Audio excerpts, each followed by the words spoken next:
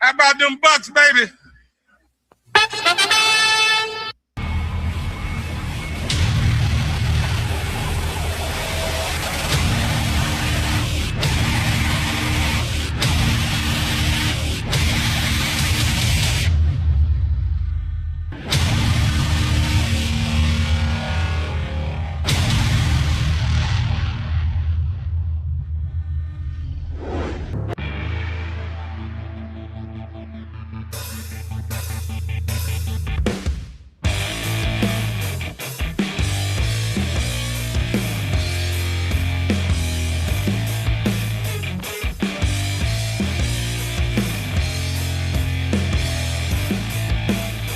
What's going on, guys? Welcome back to another edition of the Evolution of Sports Talk Television. It's the Sports Web here on a happy hump day edition of the Evolution of Sports Talk Television. I'm your host, Peter Blake, your Rolex reporter. What time is it? It's my time.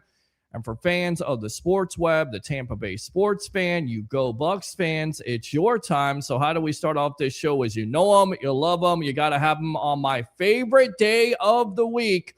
Bring the passion, bring our excitement. Just don't bring any nonsense. On tonight's show, it has been a busy last couple of days here for your Tampa Bay Buccaneers as Jason Licht, Todd Bowles making comments there at the NFL Combine. And we will definitely go in to that. We will talk about the comments made by Jason Licht on Mike Evans, on Lavonte David, and of course, what was the other guy they were talking about? Oh, Baker Mayfield. So plenty to talk about tonight. Before we do that, of course, kind of sad here.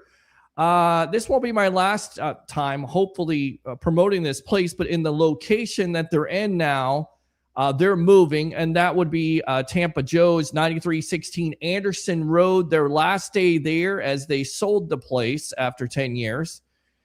So I don't think we're going to be there in that location, possibly, hopefully associated with Tampa Joe's again.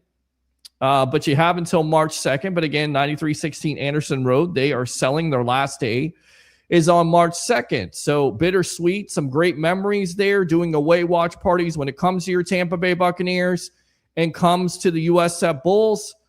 And from what I've been told, they were happy with what we put out there. So it will be a different location, and hopefully we'll be associated with them in that business going forward. Also, if that wasn't enough, you like the haircut?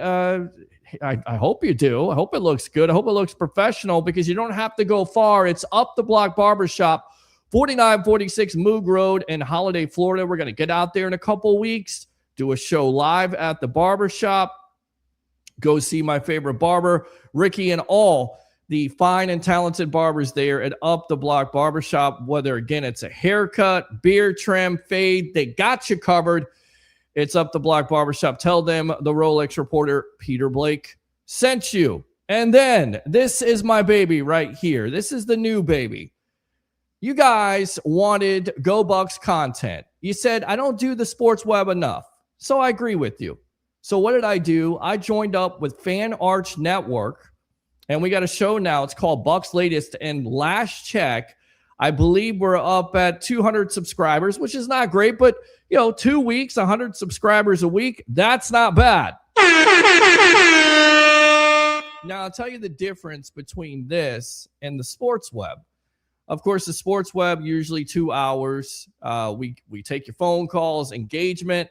Well, Bucs Latest, a part of, again, the Fan Arch Network, 10 to 15 minutes of daily Bucs content. You can comment on it. I can't take phone calls, but what other network, what other channel, even the big boys, the Pewter Reports, they go 3 days a week. They don't give you, live, well, it's not live, but it's televised content, streaming content every day, 5 days a week, talking about your Tampa Bay Buccaneers. So go to Bucs Latest on YouTube, subscribe, and tell me what you think. So let's come back here. We'll go there. We got plenty.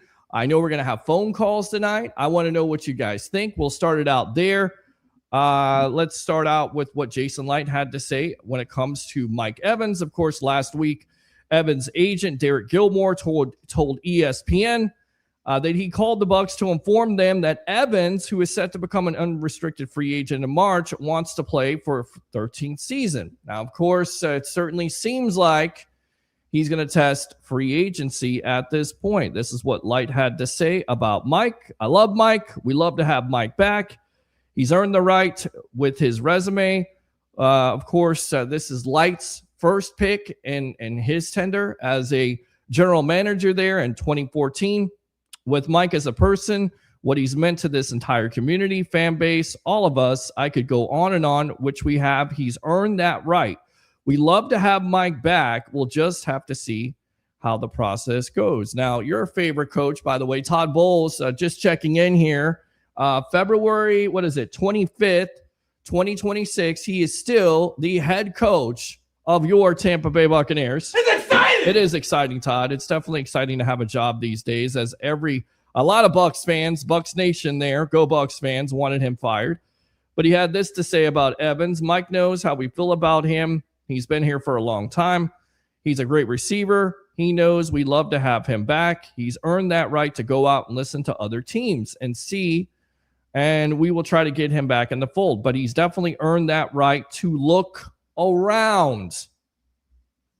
Certainly seems like there's going to be some looking around, right? It's not going to be an open and shut case to where the Bucs, and who knows? Because we were talking about this a couple years ago, and then all of a sudden Jason Licht and the crew over there, who are wizards, get a deal done before the legal tampering period happens. But it certainly seems like, again, this is not in the cards. Now, when Licht was asked about his relationship with the agents, he said it's good. It's pretty good. They've always worked well together. As I'm going through my notes right now, I want to make sure I have these notes correct. But, just paraphrasing, he's always had good conversations when it comes to talking to the agent. He said, we do have great communication with his agents. We dealt with them several times. It's been awesome. Always been great meetings, great phone calls. We talk a lot. So yes, hopefully we will. We do. We want Mike back. Mike's meant a lot to us. Ultimately, we liked him. We like to have him retire as a Buck. So there it is. There's the comments from Jason Licht on Mike Evans. Does it make you feel more confident, or are you more pessimistic when it comes to the Mike Evans situation? Open phone line, 727-255-0391. It's 727-255-0391. Remember, like and subscribe to the Sports Web on YouTube. YouTube Super Chats. If you like the content, give to the content. Friend me on Facebook at Peter H. Blake. Promise I don't bite. Unless you get into my inbox and annoy me. Tell me my show is boring. Which, by the way, if the show is boring, why do you tune in? Like, I don't understand. Like, if the show is so boring and you've watched it for so many years, why tune in?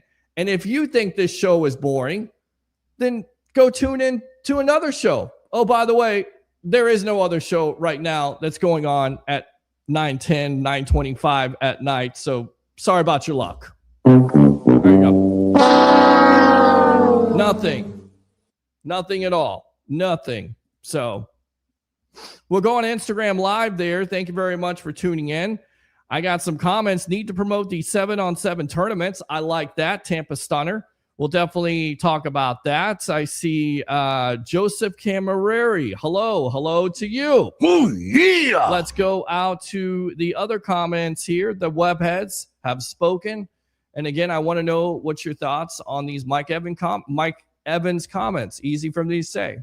So many things to talk about tonight when it comes to Mike Evans, Baker Mayfield, Lavonte David, but I definitely wanted to start there because the rumors continue to swirl, whether it's the San Francisco 49ers being interested in him. I mean, could you imagine Evans in a San Francisco 49er roster or on that roster or in a jersey? I cannot. That's clearing up the suck right there. I cannot. All right, let's go out to Damn It Jim right there. Damn it, Jim, what the hell is the matter with you? Let's go Peter Blake in the Sports Web. Absolutely, let's go.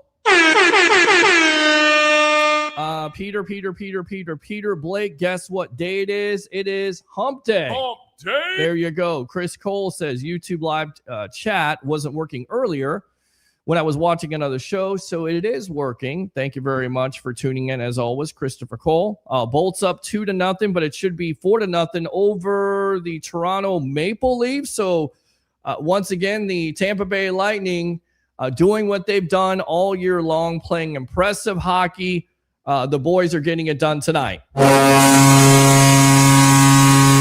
Love that. All right, let's go out to Tim here. What's up, Peter? What's up with you? Oh, yeah. Let's go out to King Cook. Happy Hump Day, Peter. Go Bucs. Go Bucs. He says go Bucs. Go Bucs. Wait up, little boy. Wait up. Go Bucs. It's exciting. It is exciting, Todd. Go Bucs. How about them Bucs, baby? Go Bucs. Fire the cannon. Go Bucs. Good stuff there. Thank you, King Cook 1485. Right there, one of the newest web heads on YouTube. Appreciate you. As always, I love this show. Real Bucs representative. Yes, I think I am. I mean, I've been called a fanboy. I've been called the media guy, which, by the way, I don't take offense to that. But, you know, there's some people who call out Baker Mayfield on Bucs Life, right? I'll just put it out there. Bucs Life page. I'm an admin of it. The guy over there, I'm not sure what his name is, but he's always calling out Baker Mayfield. He's like, you media guys, you defend him. And I said, well, you haven't watched our show. You haven't seen our show because we're pretty fair. I mean, I call it like I see it. Do I think Baker Mayfield is the franchise quarterback going forward? Absolutely, I do. And hearing Jason Licht talk about him, we'll get into that because there could be an extension coming any day now, or it could be next year. But there's some Bucs fans out there who don't like Baker Mayfield. And I just say, look at the long quarterback list that the Bucs have had in their history. He's pretty good. I know he's not Tom Brady, but listen, there's a reason why Tom Brady is the greatest of all time. He's 1-1. Baker Mayfield's pretty good. Got to stay healthy. Didn't play well in that second half of the year. Was it injuries? Yeah. Was it offensive line? Yeah. Was it the fact that Baker takes too many chances instead of living to fight another day? Absolutely. Of course. But I've come on this show. I'm not just, a Baker defender. I will be fair about this. But calling me a media guy, I don't take offense to that. It's a good thing. Yes, I covered the Tampa Bay Buccaneers. I'm proud of it. And we will do that. We will continue to do that on this show as far as we're credentialed, of course, with the JP Peterson show. Definitely. So, again, thank you very much, King Cook 1485. Love that. Ben Cornett there. Good evening, Peter. Good evening to you. Let's go out to Sun Devil Dave.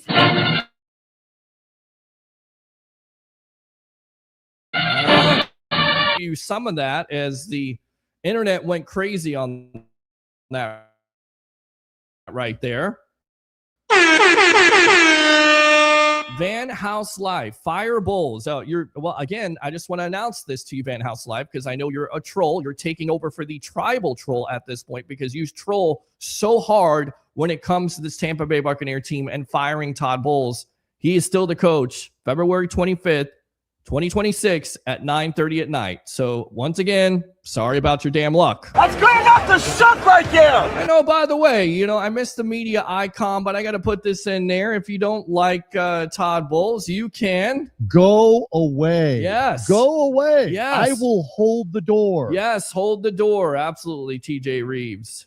I missed the Mike Evans comment. What's he saying? Well, he's not saying anything, but Jason Licht is saying things. Todd Bowles is saying things at this point about Mike Evans. Does he give you more confidence? I put it out there. Jason Licht wants him to retire as a Buck, but he continues to say he's earned the right to test free agency. So we'll see how that works out. We'll see if there's a team that's willing to overpay, which, listen, the Buffalo Bills may be willing to go over $20 million. If the Bills go over $20 million, do the Bucs pay that? Do you want the Bucs to pay that? With all the needs they have defensively, we talk about it over and over again. You need an edge rusher. You need an inside linebacker. You have to improve this defense. Is Mike Evans worth that? Love Mike Evans. I think he's an all-time Buck, if not the greatest Buck of all time, with his legacy, with what he's done throughout his career. The level of consistency is amazing, and not having a top-flight quarterback with doing all that. Yeah, you had Tom Brady for a little bit. Jameis Winston's okay. Nothing to write home about. Baker Mayfield's okay. He's good. But everybody else before that, still the level of consistency is amazing. But the comments continue to come in from them, and the thing that you keep on hearing from Jason Licht and Todd Bowles is the fact that he's earned the right to test free agency. So March 9th, when that legal tampering, whatever the hell that is, and there may be deals going on right now. There may be back channeling deals with agents right now going on. That's what you have to watch out for. That's why that rumor mill continues to swirl. It may be the San Francisco 49ers. It may be the New England Patriots. It may be the Buffalo Bills. It may be the Kansas City Chiefs, or it may just be your Tampa Bay Buccaneers. So there you go. 21 Parrish, 21 Savage, I call him. What's up, PB? Nervous about Mike? I'm kind of nervous about Mike too. I've got to be honest with you. Oh, yeah. Ben Cornett, as far as Evans, I'll be interested in what team he chooses. As I understood, Mike's wife was a big factor in his return to Tampa. I wonder maybe if it's possible that his wife lets Mike make this decision alone this time around. Yeah, we heard that a couple of years ago. Where there was more money being thrown out there from the Houston Texans. He could go back home to Galveston, Texas. I don't know why he would want to play with C.J. Stroud, because he looks like a complete and total disaster right now. I don't even know if he's going to be on the Texans. He could be on the trading block at this point. Did you see how he played? Does he need a number one wide receiver? Yeah, but he also needs a coach to settle him down, because he likes to throw to the other team a lot, a.k.a. Jameis Winston, itis. That's what he had, especially in that postseason game versus the Patriots. Is this the guy you want? Is that where you want to go? You have no chemistry with them. All right. Let's go ahead, open up the phone lines here. The phone lines are always open here on the Evolution. Sometimes be patient. Let me go out to Tampa Bay. Ray Kennedy, best of the Bay. Mr.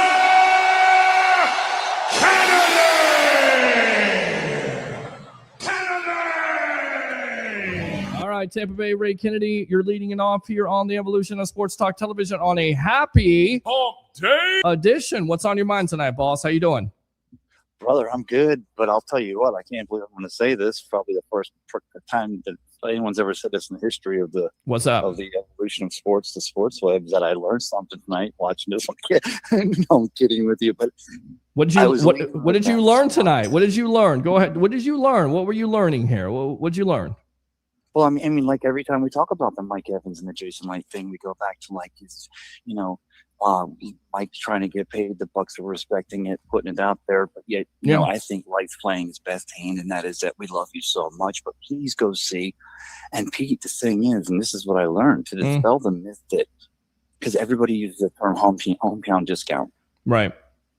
We always assume, because, Florida's got no income tax. So I'm watching you. I'm watching Sports Web, enjoying it here on the home. Thank you. And so I hit Chat GPT, and I'm like, okay, if I made $1 million in Florida because of the no state income tax, how much more can that be? So the first line says anywhere from 1% to 10%. I'm like, okay, silly me, let's do the math. But no, just read on, because Chat GPT, I'm doing an advertisement for you, because hopefully Chat GPT will be the new sponsor. So it says 1% to 10%, but it says you can save as much as $100,000. Right. So hypothetically, if Mike Evans signs a $100 million contract, he gets $1 million in the state. Mm-hmm. Now, money, that bag is whatever. But really, at the end of the day, let's throw hometown discount out the window. I mean, the fans, we want them here, and we want this to figure this out.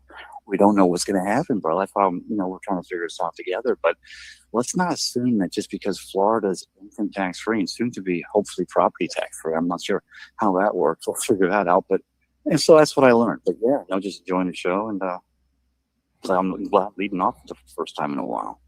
Well, yeah, you are leading it off, and that's a good thing, my friend. And I guess we don't have no Harry DeGreek tonight. I didn't really ask him. I just kind of gave him the night off, because I think we could handle what we were going to talk about, because these are the things we're going to talk about. They're in Indianapolis. They're dealing with the combine right now. A lot of things are being asked. A lot of things are being told, and a lot of Jason Light's also playing a good poker game there, because you're looking at prospects, namely edge rushers and hopefully inside linebackers. And I'm telling you right now, for me, if they don't get Max Crosby and they go for Trey Hendrickson, you've got to trade up for Sonny Styles. I like how this kid talks.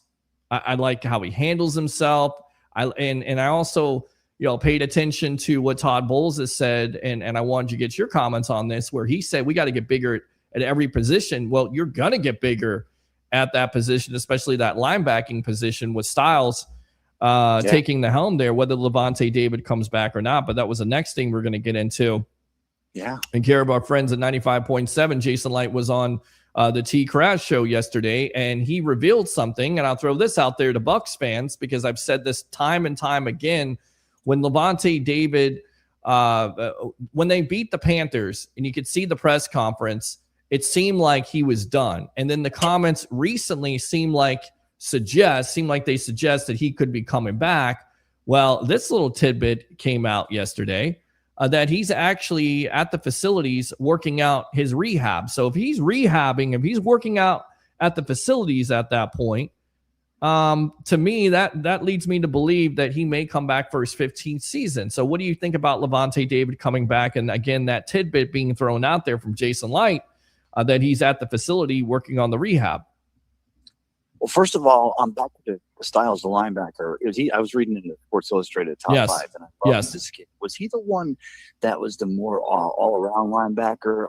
Not Ohio State, but as opposed to there's another linebacker who actually would be the best pure edge rusher. And 6'5", 243. He is an inside linebacker. He switched his positions from safety. This is where the correlation comes for me, where he would definitely fit in a Todd Bowles defense. And you got Derek Brooks, who at Florida State. I mean, I'm not comparative. This kid's a big kid, but I mean, I like that when I heard that kid's converted from safety, but now he's a dog linebacker as a leader. Now, you do give me 1 year with Lavonte. Obviously, that's just your scenario, and hopefully it's not because we're ripping a Band-Aid off of what happens with Mike. But, it's exciting. And the thing is, the juxtaposition from the last 5 years. It's exciting! It is exciting, Todd. Yes. I definitely think they would be excited about that. Absolutely. Yes. But it is exciting that they get him. Yes. And I would say, for me, he's a great draft prospect. And that would be the player if you address the edge. And I think you have to address the edge in a different way this year, where you go with a veteran instead of going with somebody. I'm not saying you can't draft somebody in the 2nd or 3rd round. Don't get me wrong. But you get a veteran edge, somebody who's been a proven commodity. You don't have to give up those first-round picks in a Trey Hendrickson. I like that plan more than anything else. Now, if you go for Max Crosby, which, again, it's been thrown out there, I don't know if it's going to happen because Jason Light usually doesn't do it. But if you do go for Max Crosby, of course, then you're trading your first-round pick. You're trading this. You're possibly trading a player. So it's very cost prohibitive, not only with giving up a player, but also, giving up draft capital at the end of the day. So. Yeah, well, my feelings on this. We've had this debate, we've talked about this. Yes. Is that if Max Crosby's your guy or whatever, even someone who we don't even know is on the radar, because some of their team out there may have a contract or a veteran in his 2nd, 3rd, or maybe someone they're not sure if they're going to do their option year on their rookie for their 4th or 5th year on their 2nd or 1st round. The thing is, if you're giving up a first, it's 15 this year, and your first next year, if that's the guy, then you get next year, hopefully he's 32 anyway. Right. So really, you're just giving up a 2nd round. And then, of course, so that's going to depend on if they want to pluck some talent from the team. Exactly. Agree. Anything else, Tampa Bay? Ray Kennedy, best of the Bay, my friend. Yeah, no, I was going to say that. No, good show tonight. I'm gonna go back to learning something. Thank you. This time I'll listen to you to learn something. I'm trying to teach everybody something here. Oh, by the way, it looks like it's official, my friend. They did approve the stadium there with Ron DeSantis with the HCC. They approved the land. So I know you're a big time baseball fan, and you've kind of said they belong in Pinellas County, and you're still holding out hope that it's going to happen. But it certainly seems like this is more so going to happen when it comes to the Rays going to the HCC site. What do you think of that? I mean, and I'm going to go ahead and do a little plug for me and the Sports Connection, of course, so with the rest of Estrada on the show. Sure. And of course, I've all along I've agreed with the centralized location, and I'm even thinking 10 or 15 years down the road from that center, even though they just approved $250 million for the Lightning to renovate the Benchmark International. But the rest is, and obviously all trains heading into Tampa. We think about like the future Wally, where everyone's courses are in and out. I'm kidding. I'm overestimating. But at the end of the day, you know what? I forgot. I was going to say that I'm agreeing with it, but right. It's just so much has to happen to get it paid for, and the thing is, you notice over here in Pinellas County, St. Pete, the stomach is for Stillwater moving forward with the gas plant, and Welch is now running, and people are nipping at his heels trying to, figure out if they can use it for some political gain. And, what happened to the non-development of the gas plant, which is silly to blame him for all that Stuart Little Sternberg crap. But you know what?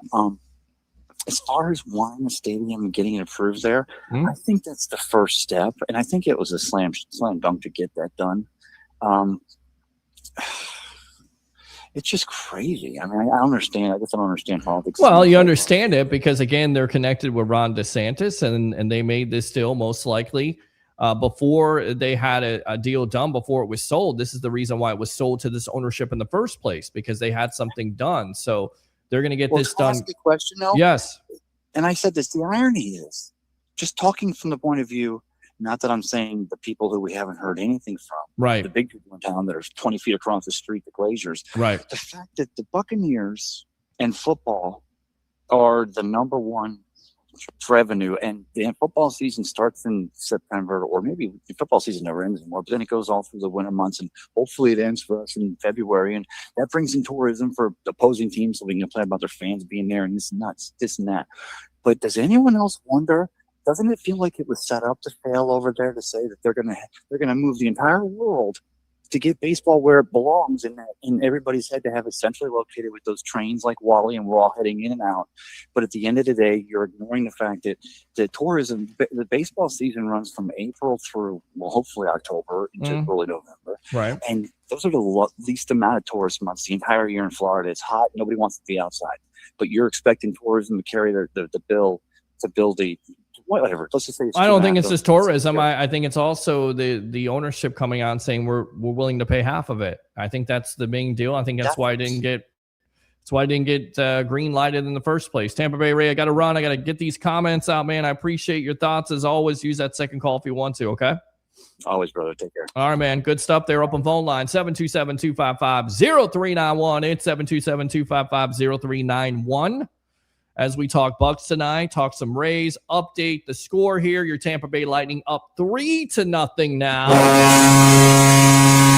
In this game, Braden Point scored, so that's always good. They get him back. I mean, that's the reason why the Olympics will definitely benefit the Tampa Bay Lightning, because they're such a banged-up team. And even with all that being said of them being so banged up, they're still one of the top teams in the NHL.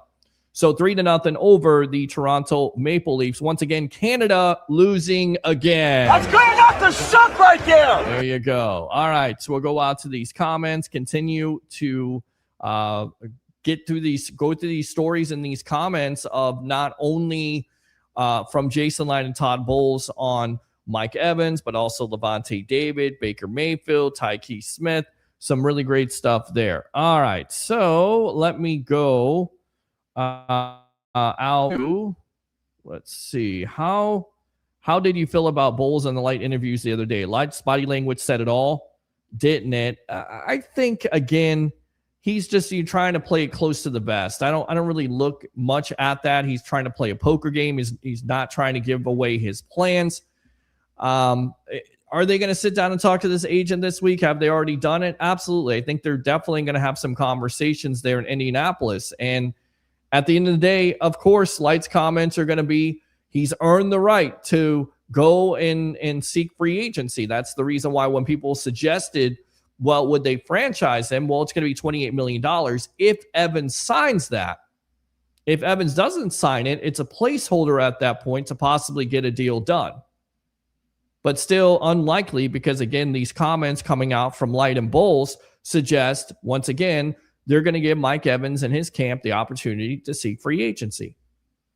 So do you feel more optimistic or pessimistic from those comments? 727-255-0391. It's 727-255-0391. Okay. Brenton O'Neill, 7267. Thanks a lot for tuning in there on YouTube. One of the newest webheads. You just ain't winning or going to a Super Bowl with Baker Mayfield. Why? Tell me why you're not going to a Super Bowl or doing anything with Baker Mayfield. I'll tell you what, I'll raise you one here because I want to go out to what Dante Culpepper had to say. And the reason why I'm playing this is not only is it a former NFL quarterback talking about Baker Mayfield, right? Because you got to listen to that. But also, we're doing the expo here in just a couple weeks at the Florida State Fairgrounds. So definitely, hopefully you join me then. Here's Dante Culpepper with me asking him about Baker Mayfield here on the evolution of Sports Talk Television. Enjoy. You talk about a playmaker in Baker Mayfield. All eyes are on him tomorrow against the New Orleans Saints. All eyes are on him because he was a number one pick. It was looking like he was a bust. He went to Carolina. Then he goes to the Bucs. He becomes a franchise quarterback, 41 touchdowns. Last year, 16 interceptions, has cut down on the interceptions. What do you think about Mr. Mayfield? Love him. Love the way he plays the game. Love how he approaches the game. And I liked him in college as well. He's a great player. Yeah. And you know, all great players, sometimes you don't get to be great for whatever reason. Because to be successful in the NFL is a unique combination of not just the coaches, not just the players, the building. Everything has to be aligned. Right.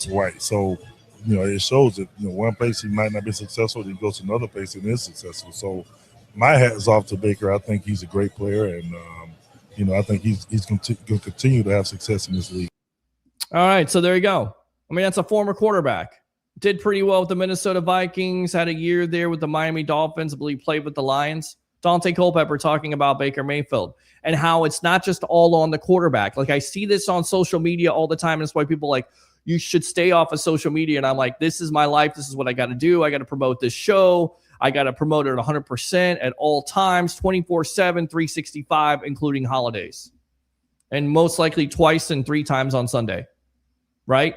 And what I hear and what I see is, you know, Baker Mayfield can't get it done. Baker Mayfield turned the ball over too much in the second half, which he did. He turned the ball over. That's been his bugaboo ever since he came into the National Football League. He's cut down on it, but it crept up. He didn't play well in the second half of the year. Now everybody's lost faith in Baker Mayfield. I told you this. I'm going to continue to say this. Wherever Mayfield goes, this offense goes, period. And we've seen Baker Mayfield make some throws, has the arm strength. He's got to stay healthy. And the Bucs also got to support him by keeping him upright. But that's a former NFL quarterback saying, I like Baker Mayfield. He's a great quarterback. And people go, well, what is he supposed to say? He has nothing to gain. He has nothing to gain at this point. He's done what he needed to do in the NFL. He has nothing to gain by talking great about Baker. He's shooting from the hip. By the way, a couple weeks, we'll be out there at the Expo. You never know what kind of guests we're going to get. We had the great Jimmy Giles on. We had Dante Culpepper. Recall last year, we had Lavonte David and Tristan Wirfs and Kalijah Cansey and Christian Izzian. All those guests, Antoine Winfield Jr. So you got to tune in. We had Peter Warwick on last time. So tune in to the Sports Web. We got you covered. Because I always hear the complaints. You don't talk to anybody besides your guests. That's hogwash. We have former football players on here. We had Casey Weldon. We had all kinds of football players that we talked to. Basketball players. We talked to Jose Canseco. So you never know who we're going to talk to here on the Evolution of Sports Talk Television. That's why I say like and subscribe to the Sports Web on YouTube. YouTube Super Chats. If you like the content, give to the content. Realtor David Zuzman, he's becoming my favorite webhead because 2 straight YouTube Super Chats. Thank you, Mr. Realtor David Zuzman. Everybody else has been like this. So again, YouTube Super Chats, Facebook Stars are open for me at Peter H. Blake. Also Instagram Live. We're on LinkedIn Live trying to be professional, and also Twitter. I guess Twitter is up tonight. I don't know what's going on. So, Brenton, put it in there in the box. Put the comments in there. I'll just throw this out there. Bucs fans, do you still have confidence in Baker Mayfield going forward, even with what happened last year? 727-255-0391. It's 727-255-0391. Let's go. Damn it, Jim. Damn it, Jim. What the hell is the matter with you? Mr. Jim Sutton from Ohio. Welcome to the Evolution of Sports Talk Television on a happy edition, my friend. How you doing? I'm doing all right. How you doing, man? Where your partners in crime tonight? They took off? Well, you know, this I gave him the day. I gave him the night off. I didn't ask him. I didn't hear from him. I would assume that he just wanted to he works a lot. Maybe he wanted to spend some time with his wife. So give him the opportunity to spend time with his wife. Give him the night off, and I can handle this myself. I like this. I like sometimes doing a show by myself because I get an opportunity to talk to you, read comments.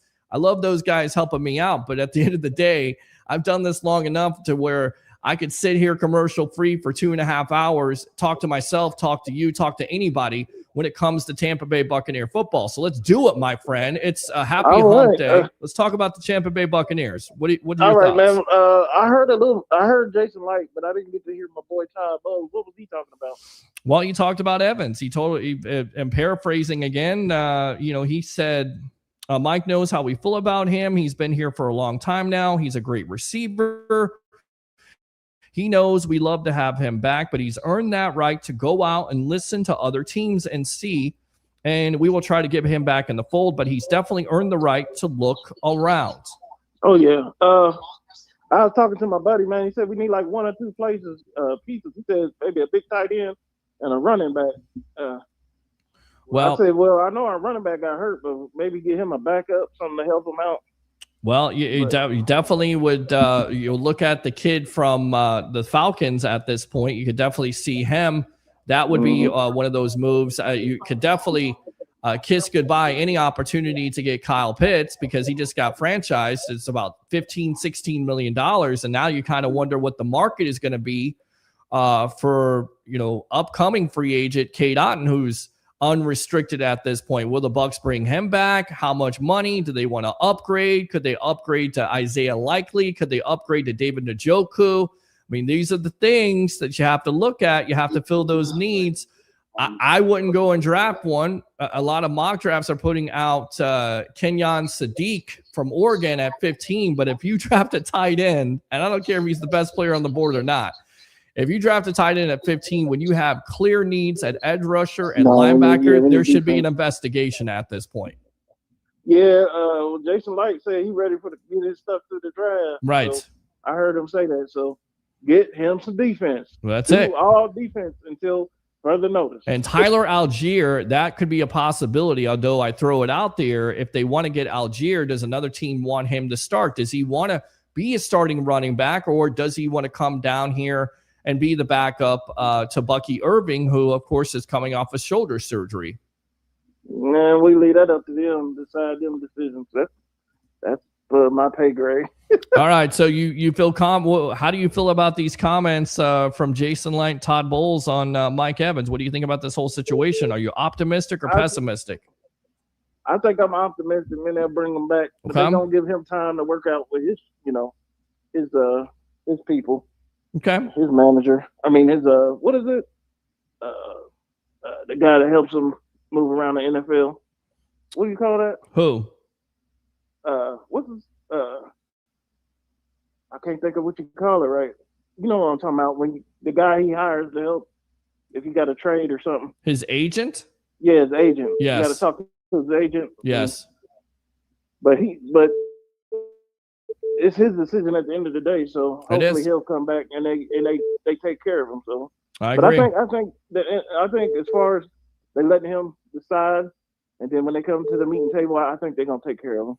I don't think they're gonna let him go, unless it's just crazy money that he just want to go somewhere else. I agree with you. I think he's taken care of too. I think he comes back with the Bucs, but we'll see. We'll see when he tests free agency, when that legal period happens, and we'll see where the Bucs go at this point. Jim, appreciate the call as always. Use the second one, my friend. Okay. All right, thank you. All right, man. Appreciate you as always. All right, it's open phone line. Corey, I think you were trying to call in 727-255-0391. It's 727-255-0391. Okay, so I'm going to go back out to these comments. I'm going to try to read them, and then we'll take phone calls here.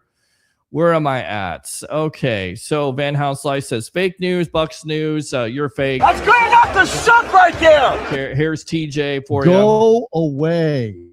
Go away. I will hold the door. There you go. Van House Life. Okay, enough with the Bad Bunny stuff. You threw out Bad Bunny 1,000 times.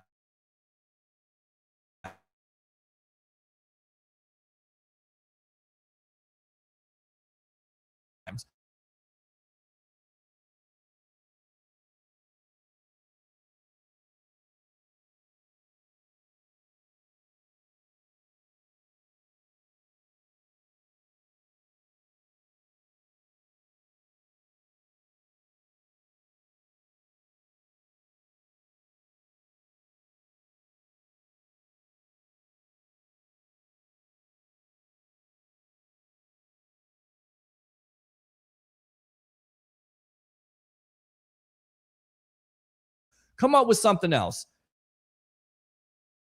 The Super Bowl was in February, right? February 20. Stand by.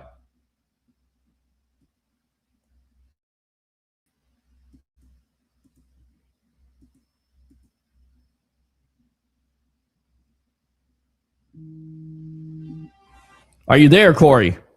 Hey. On here at this point. Hold on a sec. Okay. Guys, stand by here. This is crazy. They have blocked me off. Let's see here. I don't know what is going on here. Hold on a sec. Talk about a playmaker and Baker Mayfield. All eyes are on him.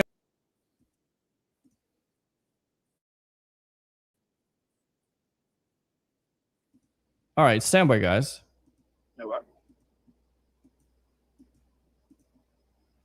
I've never seen this before. This is amazing to me. Can you guys still hear me? Yeah. Okay. All right. You can hear me. I don't know what's going on here.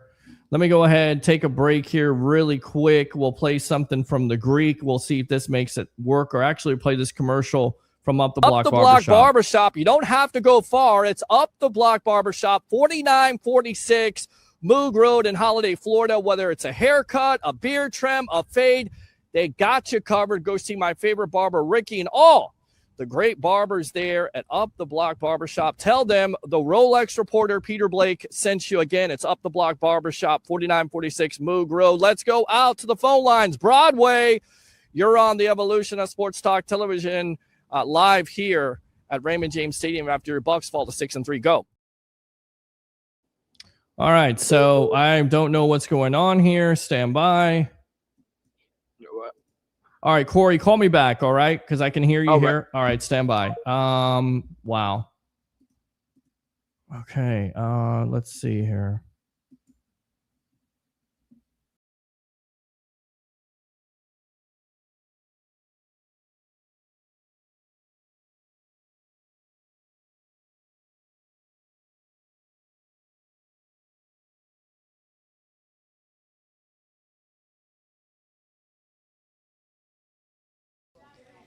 We're here in the Keeneland room where a lot of VIPs take betting very seriously. And I have found no one other than Harry the Greek, I've been told is your name. Absolutely. It's Harry the Greek. How are you? Doing great. How about you? I'm great. Thanks for having me on. Absolutely. Now tell me some of the bets you have for today. Oh, for sports with fans? All right. I don't know what happened there. I'm not even joking. Welcome back to the Evolution of Sports Talk Television. As StreamYard blocked the screen and blocked the camera for some reason. So we're back. So let me go back out to Corey here. Let me get him on, and then we will commence the show. So I just StreamYard doing some weird stuff at this point. My phone doing some weird stuff at this point. All right, hold on. Stand by. Let me go out to Corey here.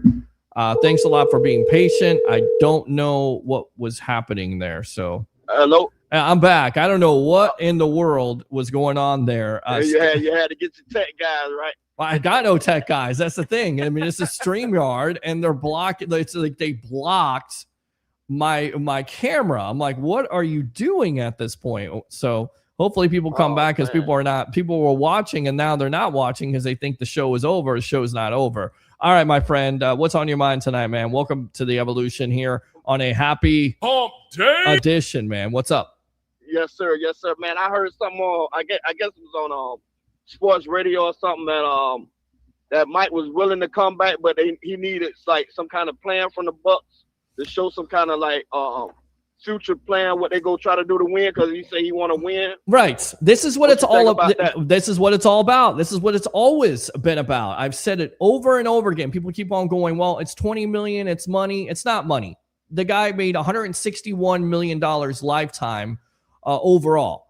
Okay, so if we're about money, he would have left a couple years ago. It's not about money. It's about the Bucs showing him that they're a contender, not only an NFC South contender, but also a Super Bowl contender. And even his agent, when asked by T. Kraz there on 95.7, again, congratulations to my friend there, Nick Wise, on the new signal, 100,000 watt signal. Tremendous. I can hear it from all the way in Sarasota and Bradenton. But, listening to that show, and his agent, was asked about Max Crosby, and he said, Evans would definitely have to consider and look at it. Of course, because when you get a player like Max Crosby, or you go all in, or you sign free agents, or you're aggressive, that you mean business, that you want to win, not just the NFC South. You want to be a Super Bowl contender. And this is what I claim the Bucs are going to do, what Jason Licht and Todd Bowles, especially Jason Licht and the brass, they're going to be aggressive in this free agency. And this is the reason why Evans is considering other teams. He wants to see what the Bucs are going to do.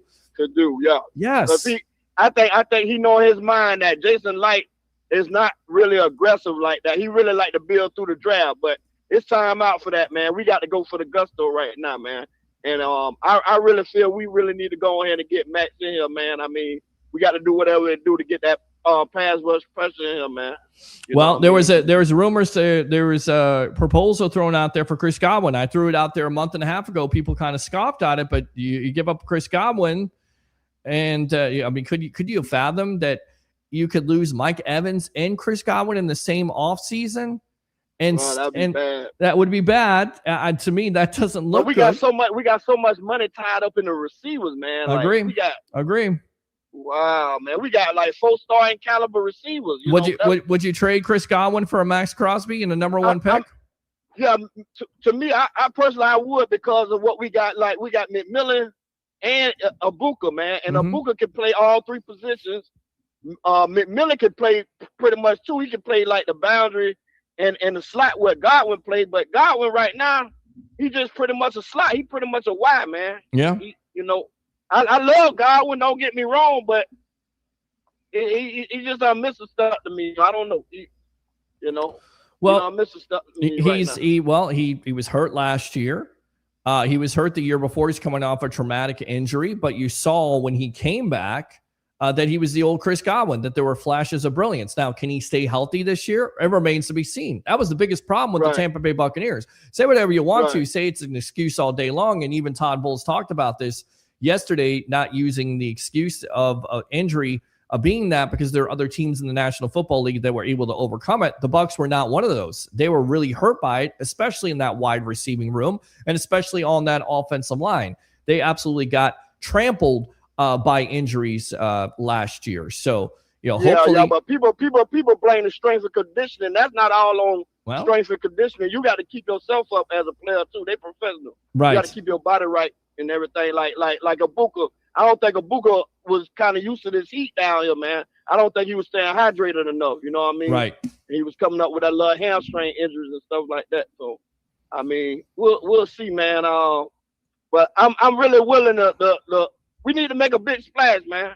No, I mean, you're going for Max Crosby, go for Trey Hendrickson. See, for me, I see it both ways. Like, I love Max Crosby. I think he's a generational talent. You may have to trade. Well, there's no may about it. You're going to have to trade at least a first-round pick, maybe 2 first-round picks. And a player, are you willing to do that? I definitely think you are, because it fills a need. Although you could hold on to your picks, sign a Trey Hendrickson for $20-25 million. How you feel about Trey Hendrickson's age and his injury? Injury coming off. For me, he's 31 years old, but he's done it. Harry really swayed me with this. He's had some rest there. He did hurt his core last year, but he's been a consistent player. It is a risk, but I'm willing to take that risk. I'm willing to go all in with Trey Hendrickson.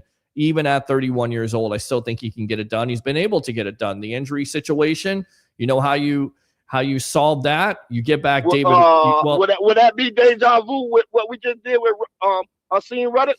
No, I think it's different. I mean, even though Hendrickson's numbers were down with Cincinnati with only 4.5 sacks, which usually he's a double-digit guy, it's different because Hendrickson's been able to do it in the league, unlike Reddick. Reddick did a little bit, not as much.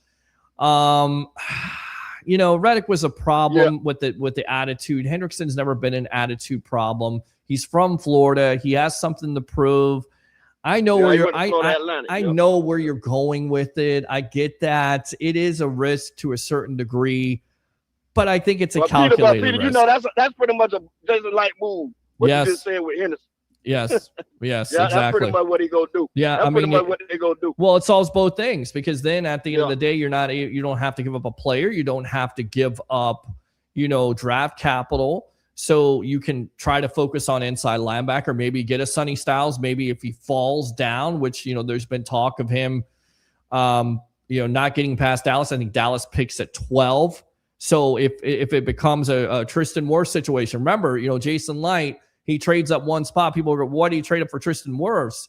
Don't you think the San Francisco 49ers would love to have Tristan Wirfs? They drafted Kinlaw at that point. It was a shrewd move by Licht. He trades up one pick. I would do that all day long for the production that, Tristan Wirfs has been able to give you. So if you have to trade up a little bit, a couple of spots to get a Styles or somebody out there that falls, because you never know. And this is why I say you got to watch it. It's fluidity, right? It's all about the NFL Combine. If you run a slow 40, the stock goes down. If you interview wrong, and I always say, trust the tape in college football. What did that guy do? What did Reuben Bain Jr. Do for the Miami Hurricanes on the field? He was a monster. Right. If he runs a bad 40 at the Combine, maybe somebody takes him off, or maybe he has a bad interview. And then maybe that's the opportunity where you see a player right there for the Bucs that you didn't think they were going to have in the first place. So you got to watch it. It's on this weekend. Thursday and Friday are the days for Bucs fans on NFL Network. You got edge rushers. You've got linebackers working out both of those days. That's the time to tune into it. Oh, last thing, Peter, man, before I go, I got a question to ask you. Go for it. Is Light on the hot seat? I don't know. I mean, I hear all this stuff about Jason Licht, and I get it. He definitely deserves some of the blame with the way the roster has been. I think he's tried his best, but again, you can't continue to miss on edge rushers. Do I think he's on the hot seat?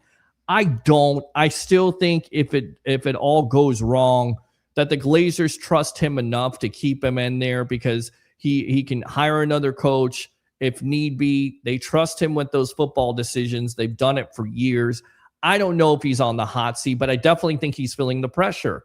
And you see him talk, and again, it's just talk. He's playing a poker game. He's not going to give away, but you would just assume, and I threw this out there the other night, you bring back Todd Bowles if you're the Glazers. Do you want him to fail? Because if you want him to fail, continue to do the things that you've done the last couple of years. And I get it.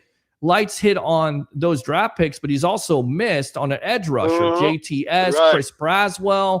Could you draft somebody in the first round? Braswell is a bust, man. He's a bust. 2.5 sacks at this point. He's a bust. It's not good. It hasn't been good. It hasn't looked good. That's who you depended on, and he hasn't really stepped up. He hasn't really won those one-on-one matchups. Yeah, he hasn't been productive enough for a second-round pick. It doesn't look good right now. JTS was a first-round pick. I get it. Yep. Lots of potential. He's a bust. That's an edge rusher. Yaya Diaby, I think he has to take that next step. I think Kalijah Cansey, our guy that we interviewed on this show, he talked about it. He's got to stay healthy. That's a first-round player. That will definitely help that defensive line and Vita Vea. And this whole nonsensical thing of cutting Vita Vea, and that's not going. That's crazy. That's crazy. What out of zero take you gonna get like Vita Vea? He take up double team every play. Well, again, it's speculation season at its best. Guys are going to throw things out there and try to make it stick. And of course, we talk about it on this show and we speculate, but there's no way they get rid of Vita Vea. You don't go from a player who. But Peter, not to cut you off, Peter. That's why I don't understand why the linebackers play so. I don't understand why Dennis plays so bad when you got big ass Vita Vea right there to zero taking up double team every play. He should be free to hit the guy. He should be clean, It's not good. It's not good, man. He was not good. He made some plays on the run. Todd Bowles talked about Savasier Dennis saying in so many words he was good. It was the first time he got an opportunity to start. He was good with the run, but definitely in pass coverage got beat on some things, and there's definitely going to be some competition. Well, I mean, a lot of linebackers get beat in pass. Well, this team's Achilles heel here, Corey. You know this all too well, and I said it on all these shows, all these platforms. It's like the Atlantic Ocean in the middle of the field as wide receivers are running wide open along with tight ends. Kyle Pitts is still running wide open in the middle of the field at this point. That's why he got so much money today. 15, 16 million franchise tag. He made all his money against the Bucs because he did nothing against everybody else. And that's what it comes down to, that Achilles heel. And that is definitely on Jason Licht. You definitely have to say it because you had the opportunity to go. You signed Anthony Walker from Miami. That wasn't a good pick. You couldn't stay healthy. Deion Jones, nothing to write home about. Just a guy, right? And then Savasi, right? And then he's a Jag. And then Savasi Dennis, some potential there, lots of hype, but just not enough, man. It's not the guy that you need to. If you're going to play this defense and you need a linebacker to be back in coverage and cover a tight end and cover a running back and make tackles and sure tackles, which Dennis didn't do enough of, then you got to do better with addressing that position. And I definitely think the Bucs will do that in this upcoming draft. Anything else, Corey? Oh no, man. I just thank you for taking my call, man. And I think we go. Man, I don't know, man. I hope we go all the way in, man. I hope so too, man. I hope so too, because I want to be on this show saying I told you so, because everybody's like, oh, they're not going to go all in. They don't have the money. They can get the money. They can create the cap space if they want to. They can restructure, and I think they're going to feel the pressure. And again, to your question, do I think Jason Light's on the hot seat? I think he's feeling the pressure. I think the Glazers' relationship with him, they trust him. Now, again, if it goes sideways, who knows? Maybe you do clean house, and then at the end of the day, you're back to square one, and a lot of Bucs fans seem like they want to be there. And I'm telling you right now, you don't want to be there. You don't want to be back at square one. You don't want to be back in the doldrums and not be relevant. You don't want to be irrelevant again. Corey, appreciate the call as always, my friend. All right. All right. Thank you, man. All right. Good stuff there. Open phone line 727-255-0391 and 727-255-0391. Thank you very much for being patient with me. StreamYard, I guess, striking back as they didn't like my comments to where was I? Van House like with the Bad Bunny stuff. Enough with the Bad Bunny stuff. You've worn this Bad Bunny nonsense out enough. He's not going to be a coach, not going to be an offensive coordinator. He's not going to be a wide receiver. He's an entertainer. And obviously you are absolutely obsessed with the guy because all you've talked about the last couple of weeks is Bad Bunny, Bad Bunny, Bad Bunny. It's right up there with your Joe Biden nonsense that you've thrown out there before. That's good enough to suck right there. Let's go out to Ben Cornett. As far as Evans, I'll be interested to see what he does this time around, as I understood that last time he was a free agent. His wife played a huge part in returning to Tampa in 2024, so I wonder this time. It's a good comment. I think I read that comment. Good stuff. They will draft a pass rusher in the first 2 rounds. It certainly seems like they should and would, even if you do address it. But as I said, you've got to double dip. You can't just go with a rookie and think that he's going to transition over, because if you look at the success rate of rookie pass rushers, it's not great. It's not. So if you're just depending on a young guy, and again, he might just be a guy like Chris Braswell and JTS were guys, then you could be in some danger there. You got to get after the quarterback. You got to be able to rush from 4, and the Bucs haven't been able to do that the last couple of years, and it's hurt him. He's the coach. That's why the season. He is the coach. That's why this season will be a good season. I like that. Thank you very much. Appreciate it, Van House Life. Can't wait to go 8-9 next year. Britton O'Neill, NFC Championship or bust, or at least if you can't say that about this team, then what are we talking about? Okay. Van House Life, imagine starting the season 6-2, then going 8-9. It's happened before. It happened in the Bucs history before with John Gruden. You start out 9-3 and you finish out 9-7, and John Gruden's fired. And I think that is the reason why the Glazers didn't do it in the first place, because you don't want to repeat those same mistakes. Because I do think Todd Bowles is a good coach, and I do think that he does get these players to play for him, unlike last year, whether it was injuries or whatever else. Jason Light put it out there today. It was on Pro Football Talk. If you asked me to hire a coach and he wins 75% of the time in the playoffs, well, why are we having this conversation? Right? It was disappointing. He even talked about how disappointed he was. Let's get out to those comments from Jason Light about last year. He said, that's tough. It was tough for all of us.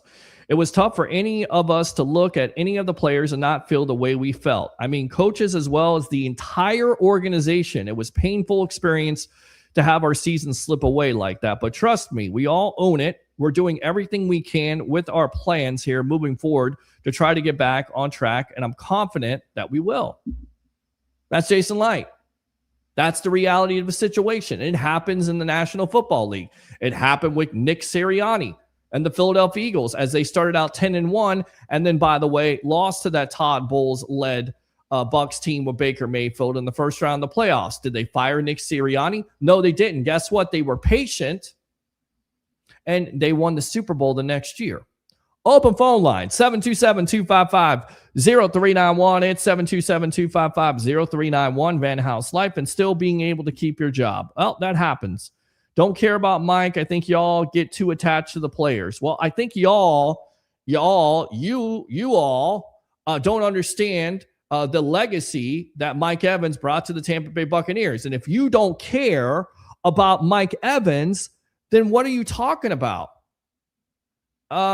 He could go down as, if not the greatest Tampa Bay Buccaneer in history, one of the greatest Tampa Bay Buccaneers in history. How can you deny that? You don't care about Mike Evans?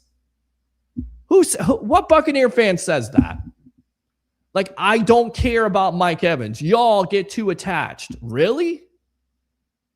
And then on top of it, what he brings to your team as a wide receiver, even at 32 years old, he's got the juice, as former coach John Gruden would say. That offense was missing something last year. I think it was definitely Mike Evans, right? You all get this, you all get that. And by the way, I hate you all. I hate that. Why does anybody say that? I hate that. I hate that word. I don't know why. I just hate it. It just seems so condescending to me. You all. Like, Bucs Nation, go Bucs fans. Try that. But coming on the show and saying, I don't care about Mike Evans. I mean, Mike Evans may make your offense better, right? Are you a better team with Mike Evans? We discovered that the other night. We're talking to our callers. Are you a better team with Mike Evans? Yeah. How much is it going to cost? It may not be the cost. It may be the fact of, can the Bucs show him enough? Can they win enough? Are they competitive? Are they going to be a contender? Open phone line, 727-255-0391 and 727-255-0391. Ben Cornett's got it. He understands it. When it's all said and done, Mike Evans will be the greatest offensive player in Bucs history. You could also make a case to put Evans in the Bucs Mount Rushmore. Bingo, right there. I don't care about Mike Evans. Really? One of the greatest Buccaneer players of all time? Mike Evans is made of glass. Let him go. I knew you would say something like that. That's good enough to suck right there. Bucs need to pay Evans to stay. We'll see, Russ. Thanks a lot for the comment. King Cook 1485. Mike is as good as gone. We have to focus on moves that need to be made to get better. If not, Max Crosby, then Cassius Howe. I thought it was Cassius. It's Cassius Howe at 15 from Texas A&M. Van House Light. Bring back Kyle Trask.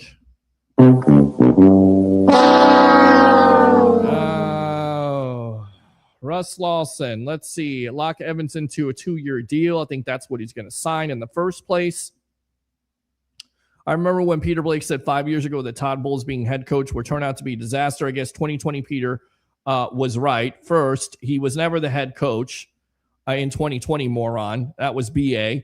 Second, they won the Super Bowl. Now, you can give me credit for predicting them to win the Super Bowl before the season with Tom Brady. Never said anything about Todd Bowles being a disaster. You're a complete and total moron. And I think you have some selective amnesia or some dementia symptoms or something like that. Not to be too personal, but seriously, some of the things that you come up with are absolute. All right. Oscar says that Baker wasn't a risker. Everyone would complain about him not taking a risk. Can't please everyone. Tell you what, let's go out to Baker Mayfield. As that question was asked, it was asked to Jason Licht at the Combine about an extension because there's talk of him getting an extension, maybe saving yourself. We talked about it. They signed him to an extension. You save $21 million. That would definitely come in handy. You could always restructure the contract that he's under right now, but he's going to be a free agent next year. He has an opportunity, Mayfield, to cash in this year if he plays well, because he didn't play well last year, especially in that second half. So he can redeem himself under the Zach Robinson offense and definitely make some money. When asked about it, Light said, so Baker, our thoughts on Baker haven't changed. Baker has been with us for 3 years. You see the competitor he is. Obviously, he's got a lot of arm talent, but he's a leader. All these things, our plans with Baker haven't changed. At some point, I don't have a timetable. I'm sure we'll be able to have those discussions. That was Jason Light talking about Baker Mayfield. Now, this was Todd Bowles. Now, these are interesting comments. These are comments that you should pay attention to because they're correct. This has to be the plan. This has to be the emphasis or the focus, if you will, on keeping Mayfield healthy. Todd Bowles says, I don't want to say the style of play and injuries is sustainable. I think that's who he is. He's got to be smarter than that, especially in the second half of the season when you get guys down. So he's got to be a little bit smarter taking care of his body so we can have the availability there. But being with us 3 years now, we know who he is. We trust him completely, and we have full confidence in him.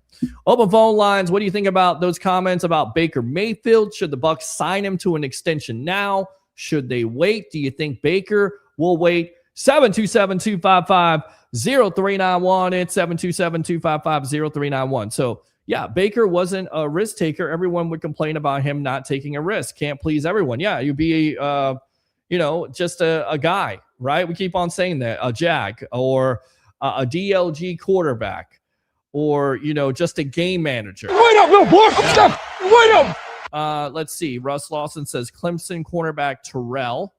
Oscar, your show was awesome. Glad I found it. Thank you, Oscar. Appreciate you. Van House Life says we need a new, I'm not gonna even read your comments anymore. You're just stupid. So it's an NFC championship or bust at least. I definitely think those are some expectations. And I definitely think the NFC is wide open because Seattle's going to have some losses, even though they had a talented defense. Can they do it again? We see how tough it is to repeat as Super Bowl champions. There are going to be some tough teams out there. The Rams are tough. The Bears are upcoming. The Packers are still there. The Lions are there. Even in your own division, Carolina won it. Can they repeat? I don't think so. Is Atlanta any better? I'm not sure who's their quarterback. The Saints, can a second-year quarterback overcome a team that looks old to me? I think it favors the Tampa Bay Buccaneers to have a turnaround. I don't know about you. But to say the NFC is not talented, of course it is. There is talent there. We'll see what the Philadelphia Eagles can do.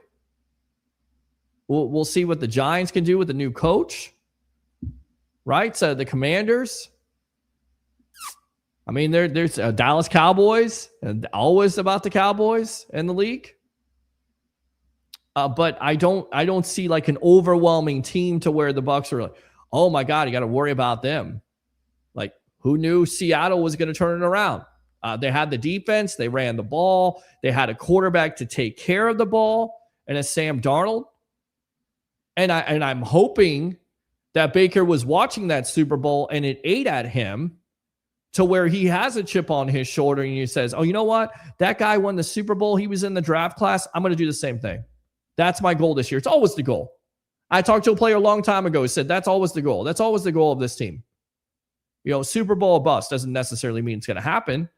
But of course, the Bucs, they got to make these moves. They got to be aggressive when it comes to free agency and it comes to the draft. And this is all going to be revealed here in the next couple of weeks. So stay tuned here on the Sports Web. Buckle up, Bucs fans. It's going to be interesting. I'm telling you right now, the Bucs are not going to be crickets. Not going to happen. Open phone line, 727-255-0391. It's 727-255-0391. King Cook, 1485. Brent, yes, Bulls has to pull out 11-12 win season, regardless of what the team gets assembled. Show us he can make it happen. Take the next step and dominate our division. Like the comments. It's time to It is time to what? We just can't be satisfied with just making the playoffs and barely being a trash division. Well, again, you got to keep it in perspective. Yeah, it's not the greatest division, but you're still getting the playoffs, right? You're still playing postseason football. You didn't play that last year. Did you miss the playoff football? Don't tell me you were saying, I don't care about Mike Evans, and also I don't care about playing playoff football because they would have got beat in the first round or not. No, you don't know that. That's the point. That's the reason why you want to get in the first place. Get in, and who knows what can happen. But that's what you aim for. Like, it's not the worst thing in the world. I mean, do you want to be, the Cleveland Browns, the New York Jets, and not make the playoffs at all? Let's be them. Man, I want to go back to that. Oh, my gosh. What a great expectation that is, huh? Brenton says because he's short. That's, Drew Brees, Russell Wilson called. They wanted to know what you were talking about when it comes to short quarterbacks. I won't use Kyler Murray. He hasn't really done anything. He's short. Byron, I can't even think of the guy's name right now. The starter for the Carolina Panthers. He's short. He's had some success. I mean, just because you're short doesn't necessarily mean you're a bad quarterback. That's a fallacy. Let's go out to Abraham. Abraham, welcome to the Evolution. Hello, Peter. How you doing? I'm doing good here, buddy, on a happy hump day edition. Of course, my favorite day of the week. Hump day? Yes, sir. Go for it. Yeah, I caught up on the other show, that Monday night show I missed. So I just want to just share my view on America winning the gold. Go for it.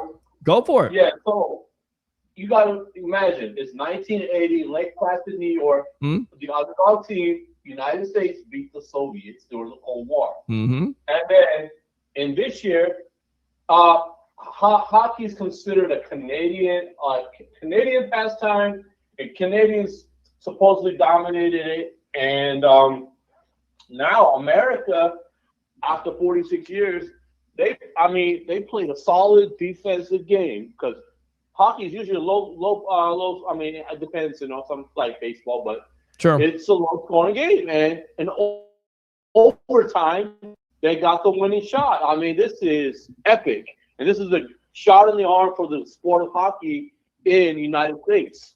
Oh, great. And I think it's going to inspire a lot of young men in this country to take up the sport.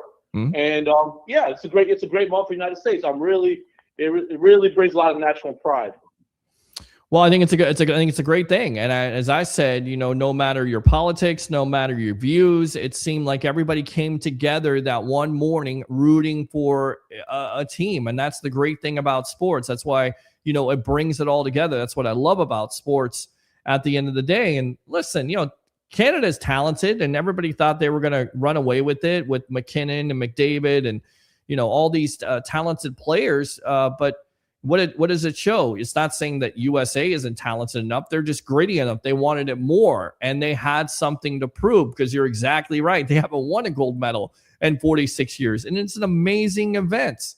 Even if they played a 3-on-3, that's the rules. That's how it goes. And in the overtime hockey Olympic rules, so USA took advantage of it. Good for them. Yeah, I think this is going to impact a lot of younger generation to take up the sport because of this Olympic victory. So, I mean, I think is good because look at the way hockey's taken off in Tampa Bay thanks to Phil Esposito. I'm telling you. And Florida Panthers. And even in a minor league level, in certain areas like Fort Myers, like the Everblades and all that. So, right. I'm excited about it. Even Atlanta's trying to revive a hockey team in their city. So they're trying to build a hockey arena to attract the NHL franchise. So yeah, it's good for the sport of hockey, but it's good for America, USA. It is. It's good for USA. It's good to be have some patriotism and cheer on your hockey team and when they beat Canada. It's nice to have breakfast there at Thomas P's. Serving great breakfast there, waking up at 8 a.m. in the morning with some friends and watching great hockey. I love that. If you're not a hockey fan, I am a hockey fan. I know about hockey. I just don't talk about it enough. We need to talk more about it. Looks like the Lightning are going to win again tonight. Looks like a shutout, 3-0 last check here. Somebody give me the score update on that. What are your thoughts on these comments from Jason Licht and Todd Bowles on the Mike Evans situation? I think people are just trying to read more into it than it really is. Okay. I just think Mike is just exploring what the market is, and then he'll go back to the team, and the team and him will work it out. But I mean, hey, people just need to stop speculating. But Mike will want to stay, but he will want to see what the Light and company is doing to improve their chances of being a championship team. And I agree with Harry the Greek as far as Trey Hendrickson. I think he's got a lot to bring to the table. And I just think a change of scenery is going to be good for Trey. I'm not really crazy about the Max Crosby thing because I think even if they trade him, you're going to have to give up too much to get him. I'm not really a fan of giving up one of our cornerstone pieces like Chris Godwin. As much as people say, "Oh, Chris Godwin," no, I'm not going to do that because if you remember the NFC Championship, Chris Godwin sealed that with that first down he had. I don't want to give up a leader. Listen, it's not just Godwin when he sealed the victory there against the Packers in the NFC Championship game. It's Godwin with the miraculous catches. It's Godwin with the critical catches on third down and what he can do in the blocking game and what he can do in the slot and what he can do again for this team overall when you know that you're going to be hurt. If you bring back Mike Evans hasn't been able to stay healthy for a full year. So it's always good to have a Chris Godwin besides the young guys. And I get it. They have the young guys. You're looking forward to that. But Godwin has done it. He's a consummate professional. The last couple of years hasn't been able to stay healthy. Mike Evans, he's a consummate professional. He's going to seek free agency. We'll see, what kind of offers and if the Bucs bring him back. I kind of feel like if the Bucs want to bring him back, Mike Evans wants to come back, he'll be back. If not, then you have to turn the page and see what you got. But I cannot fathom, Abraham, that you would consider getting rid of not only Mike Evans, but also Chris Godwin. No, I don't know. I don't want either one of them gone. I want the same. But you get rid of both of them in the same offseason. I mean, what does that do to your offense? I get it. You have Ibuka, you have Jalen McMillan, you have Tez Johnson. I'm not a big fan of losing either one of them. So I like the fact there's plenty of free agents available.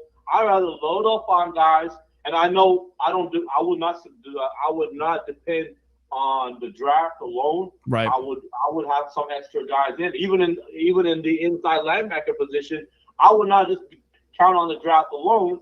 I would have free agents signed as well as draft guys. But also I think that a lot of contracts can be restructured to make enough room to sign a lot of these people and sign these rookies.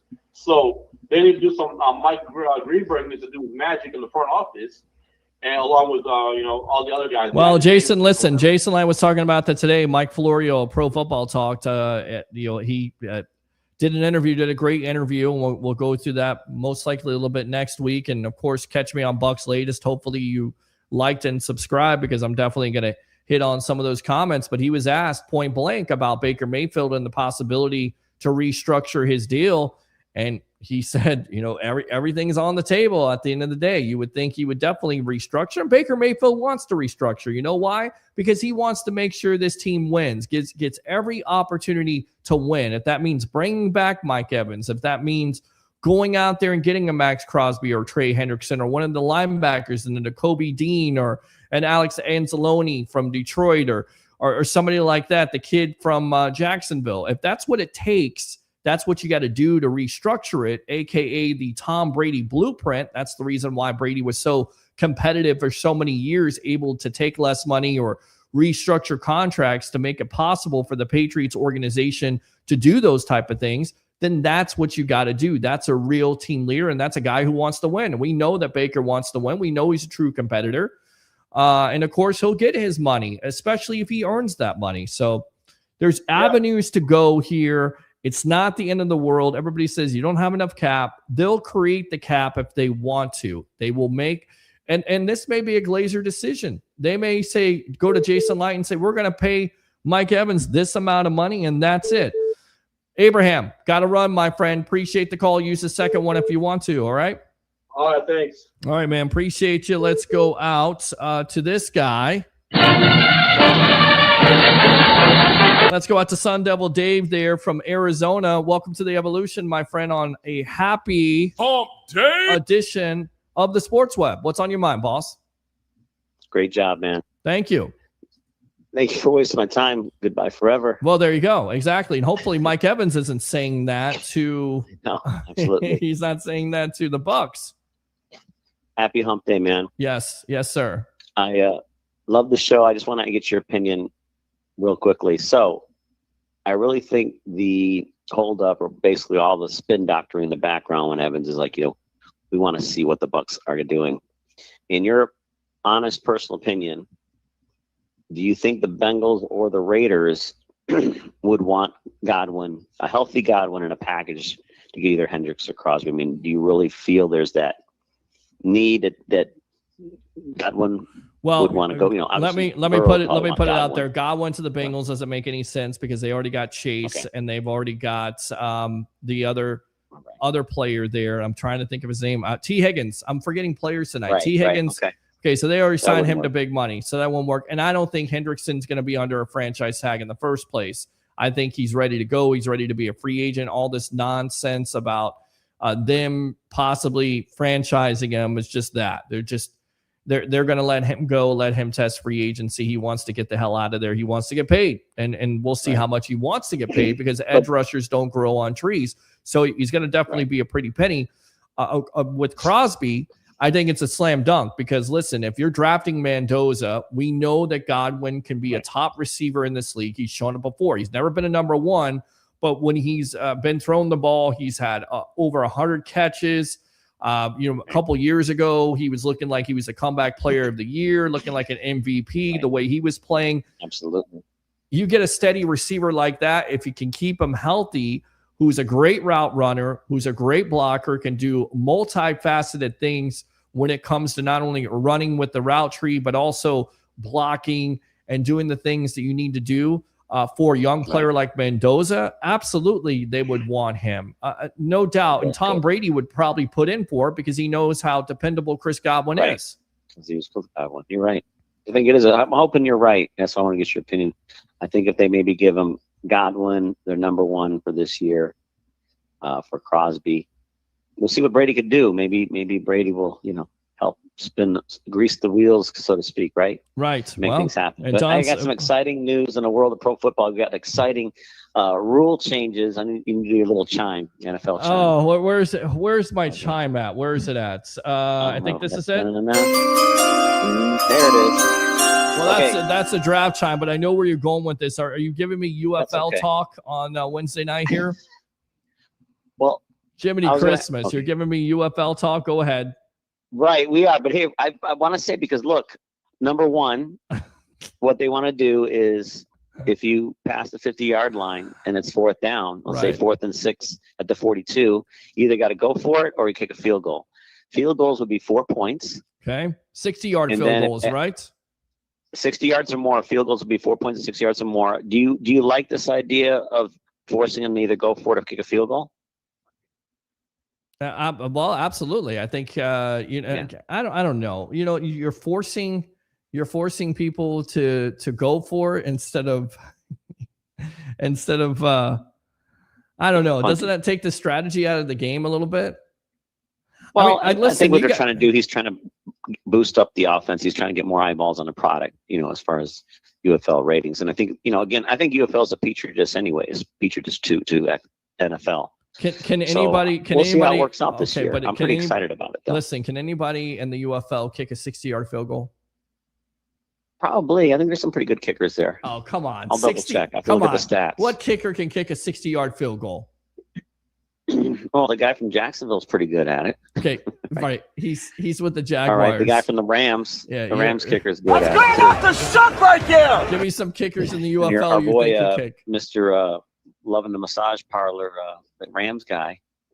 He was pretty good. Justin Tucker?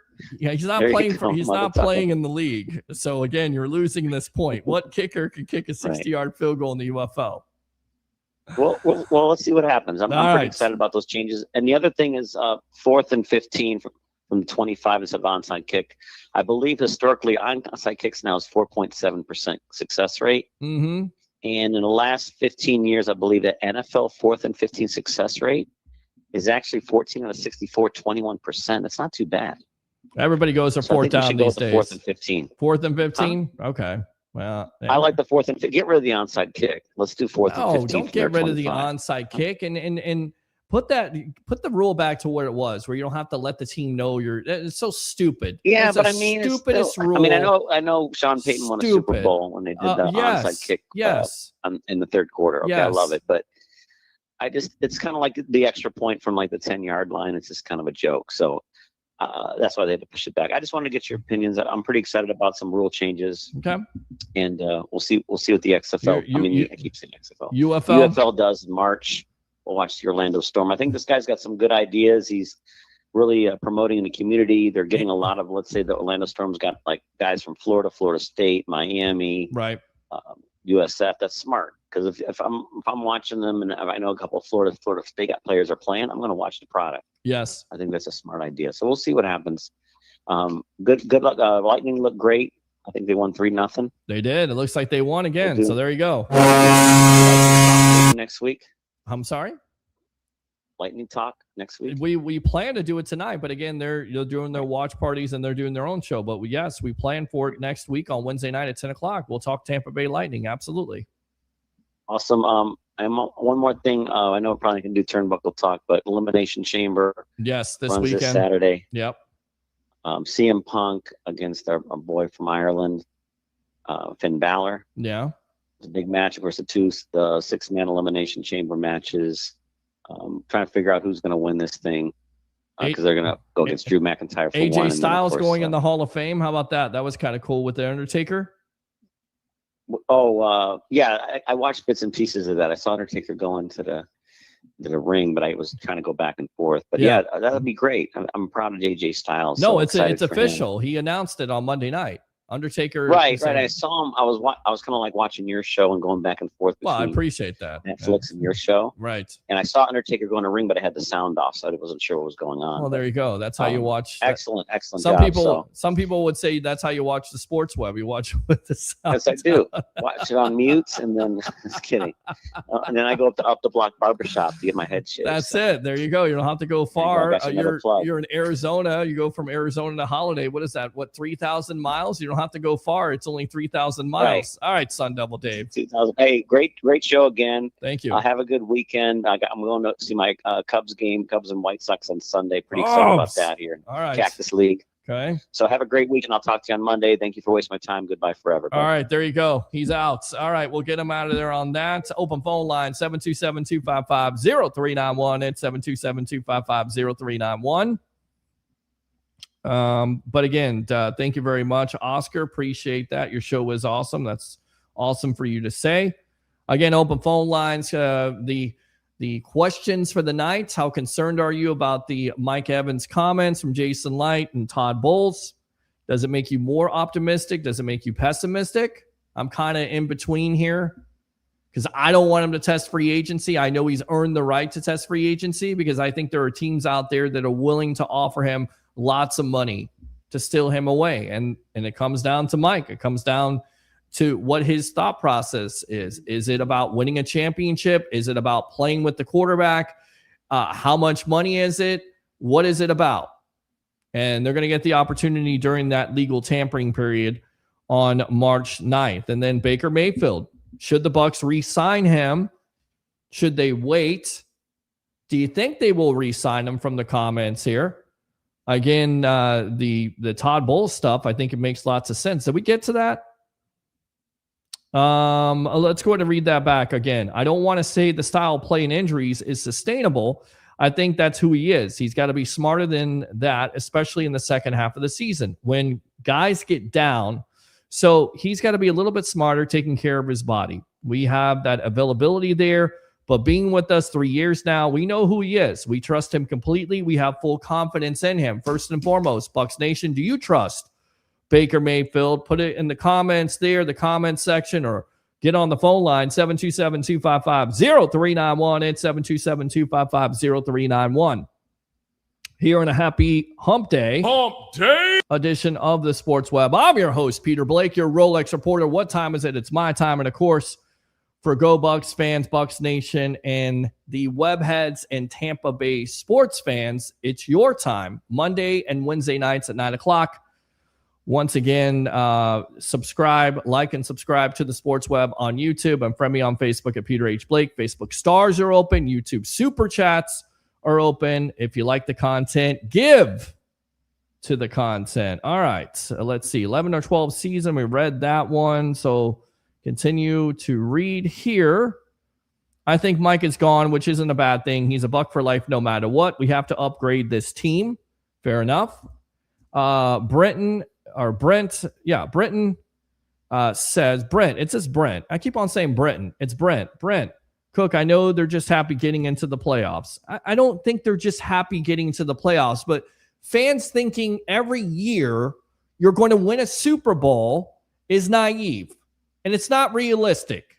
And fans thinking that you're going to win a Super Bowl every year, if you were a Kansas City fan, you would want Andy Reid fired and Patrick Mahomes on the next flight out of there. You got to keep things in perspective. I understand the expectations were there. I understand that the Bucs were 6-2 at the time. But what they've done the last 5 to 7 years is pretty tremendous. Some of you guys just treat this team as like they're mediocre, they're garbage, they haven't won a playoff game in a long time. And that's just not the case. I'm completely like, I'm blown away by the level of expectations of this team now. Because like Bucs fans used to be just happy with getting to the playoffs. Now you got to win more than one game. You got to win a Super Bowl every year. You got to win the NFC South. If you don't, the coach is fired. The GM is fired. Let's start over again. Let's draft another quarterback. I mean, how does that work out? How does that work out for teams in general? When you draft another quarterback or you fire a GM or you fire a coach over and over again, how does that work out? I mean, I think some of you Bucs fans just want chaos. Like you just want to see the world burn, right? I'll steal a line from The Dark Knight. Like some of you guys are just a bunch of jokers at this point. You don't care what happens. You don't care how many wins you get. You just can't stand Todd Bowles. You can't stand the fact of having consistency on winning a division. I get it. It's the worst division in football. You still got to win that division. You still got to play your games on your schedule, which, by the way, you didn't win last year. So the challenges are there. Like, but please, like, just get over this. Like, you're not going to win a Super Bowl every year. You're not. Open phone line, 727-255-0391 and 727-255-0391. Oh, we're just happy with the playoffs. I mean, just the playoffs? Go away. Go away. Sorry. I will hold the door. I love that. I love that sound effect. I don't care if anybody likes it or not. I like that sound effect. He's right. Go away. Shoot, go be a Browns fan or a Jets fan or something. Yeah. All right. Bowles so far has just continued to show he's average coach at best. The records always reflect that. He can't do what Shanahan or Vrabel did with less. Okay. Go by what I see. Brent, Baker can't win big games. He showed he won the first 4 games. How many comebacks did they have last year in the fourth quarter? Those are not big games. What makes those not big games? Tell me what makes those first 4 games of the season not big games. Stop with the 1-9 in the prime time game. That's not just on Baker Mayfield. That's on the team itself. What about the games that started off the year? Those are not big games in the fourth quarter? Come on. So NFC Championship or bust. I like your show, bro. I appreciate it. I do. And I know we go back and forth on it. I just want you to keep some perspective here. I just treat the team as if like they're mediocre or they're lost in the sauce or something. You know, they're looking for, you know, they're just going through double-digit seasons. And I guess because I've seen this team, I've been a fan of this team, I've covered them for so long, I've seen the darkness of it, and I know what it looks like, and I know what it sounds like, and I know what it smells like. I don't want to go back there. I don't mind winning the NFC South. Now, of course, being eliminated in the first round every year, is that a good thing? No, it's not a good thing. Of course, you got to improve on that. And that's why it's such a big year this year. That's why you got to be aggressive in free agency, and you got to draft the right guys that are going to come in here and produce and perform right away. And if you don't, then you make the changes. Then you jokers can have what you want. You can have a new general manager, have a new coach, have a new quarterback, and go through it. And then if it doesn't work out, you can do it all over again and be angry about it, not be patient. Baker couldn't even force feed Mike the ball after he came back from injury down the stretch of the season. Otten getting more targets than Mike is crazy work. Is that on Baker or is that on the offense? Is that the reason why Josh Grizzard got fired in the first place? Which Todd Bowles had some comments about the reason why he let him go in the first place. Just from looking at those comments, when it came to Todd Bowles talking about Josh Grizzard, he said, let me just look here. I seen this somewhere. He said that he thought Josh Grizzard was about 2 or 3 years away from being a good offensive coordinator. You can't wait. You can't afford to wait. You got to get somebody with experience, and that's what you hired in Jack Robinson, which Bowles he made that decision. He was the one that signed off on it. He knows. And you got to also get back to that Liam Cohen offense, which I think you're going to be able to get back with Robinson. Cook, that's my whole point, bro. King Cook here. You don't hear rumors of Godwin restructuring his deal now, do we? Laugh out loud. Mike is good as gone, folks. Just let it sink in now. It doesn't hurt as bad in a few weeks when he's gets that money. You're not going to hear all the rumors. You're not going to hear that. That's not going to happen. I mean, it won't happen this week. They may be having those conversations this week. It'll happen here in the next couple of weeks. You'll start to hear moves right before the free agency dinner bell goes off. The Bucs have been famous for this. They've done this on the eve of when free agency starts. Ye have little faith. And Jason Light and the Wizards over there at One Buck Place, the Wizards of One Buck, they know what they're doing. Let them cook, as the kids say, right? Cook, let them cook. King Cook, let them cook. Open phone line, 727-255-0391 and 727-255-0391. They call it hate because I just like it and like I see it. Okay, well, you call it like you see it. I'm just telling you there's a former quarterback out there who had nothing to gain, who just said that he thinks that Baker Mayfield is great and expects him to do better things in the future. How about Bad Greek? What's going on, Greek? How you doing? Oh, yeah. King Cook, Brent, I'm with you all the way, fam. King Cook again. Pewter Report was trying to blame Grizzard for Mike not getting enough targets down the stretch. No, that's on the trigger man Baker, period. No, that is on the offensive coordinator. That's why the offensive coordinator has a new job. It's his responsibility to scheme your playmakers. Your quarterback is not calling all those plays. I get it. He has some autonomy with calling plays, but it is your offensive coordinator's job. It didn't seem like it was a problem with, again, the snake from Jacksonville, Liam Cohen, scheming guys open. It was a problem with Josh Grizzard because he didn't have the experience, and that's why he was fired in the first place, period. So Pewter Report, I definitely think, is right about that. Brent, I hope Baker Mayfield plays good, actually. It was one of the ones that was saying MVP at the beginning of the year. Yeah, 13 touchdowns, 2 interceptions. Everybody thinking he's the MVP. He was playing like an MVP. He was winning in the fourth quarter. You know, how it changes, right? Not for long. You get a couple injuries. Your offensive line goes down. I know that some of you think these are excuses, but these are real problems you're going to have. You have to reshuffle your offensive line. You lose both of your guards, which, by the way, Jason Light said was the strongest part of this team, which we'll get into more of those comments, but so many things to talk about tonight. I just want to make sure to read all these comments. Where is it at? Where is those comments? Because he definitely was on Pro Football Talk. He said, okay, we'll get back to those in a moment. Let me read these comments and then we'll get back. You ain't lying, bro. Brent says, man, let Mike, I wish our fan base would get so emotional attached to these players. King Cook, nah, I was never fooled by that Baker MVP talk. King again, Bulls has to be able to coach our team out of these mid-season slumps. No excuses. Agree with that. After what Mike Agent said, I believe Mike's situation is 50-50. Yeah, Mike's agent went on the radio yesterday, had some comments, and definitely not making me feel good about it, that's for sure. But then again, I kind of look at it and I say, that's what he's supposed to do. That's his job. His job is to help his client out. His job is to create that leverage to let those teams know, hey, you've got an opportunity here. It's not just on the Bucs. Let me go out to Jason Light. He was on Pro Football Talk today with Mike Florio. He had this to say about the offensive line that we're talking about. Beat up offensive line. I think that was the key to the collapse.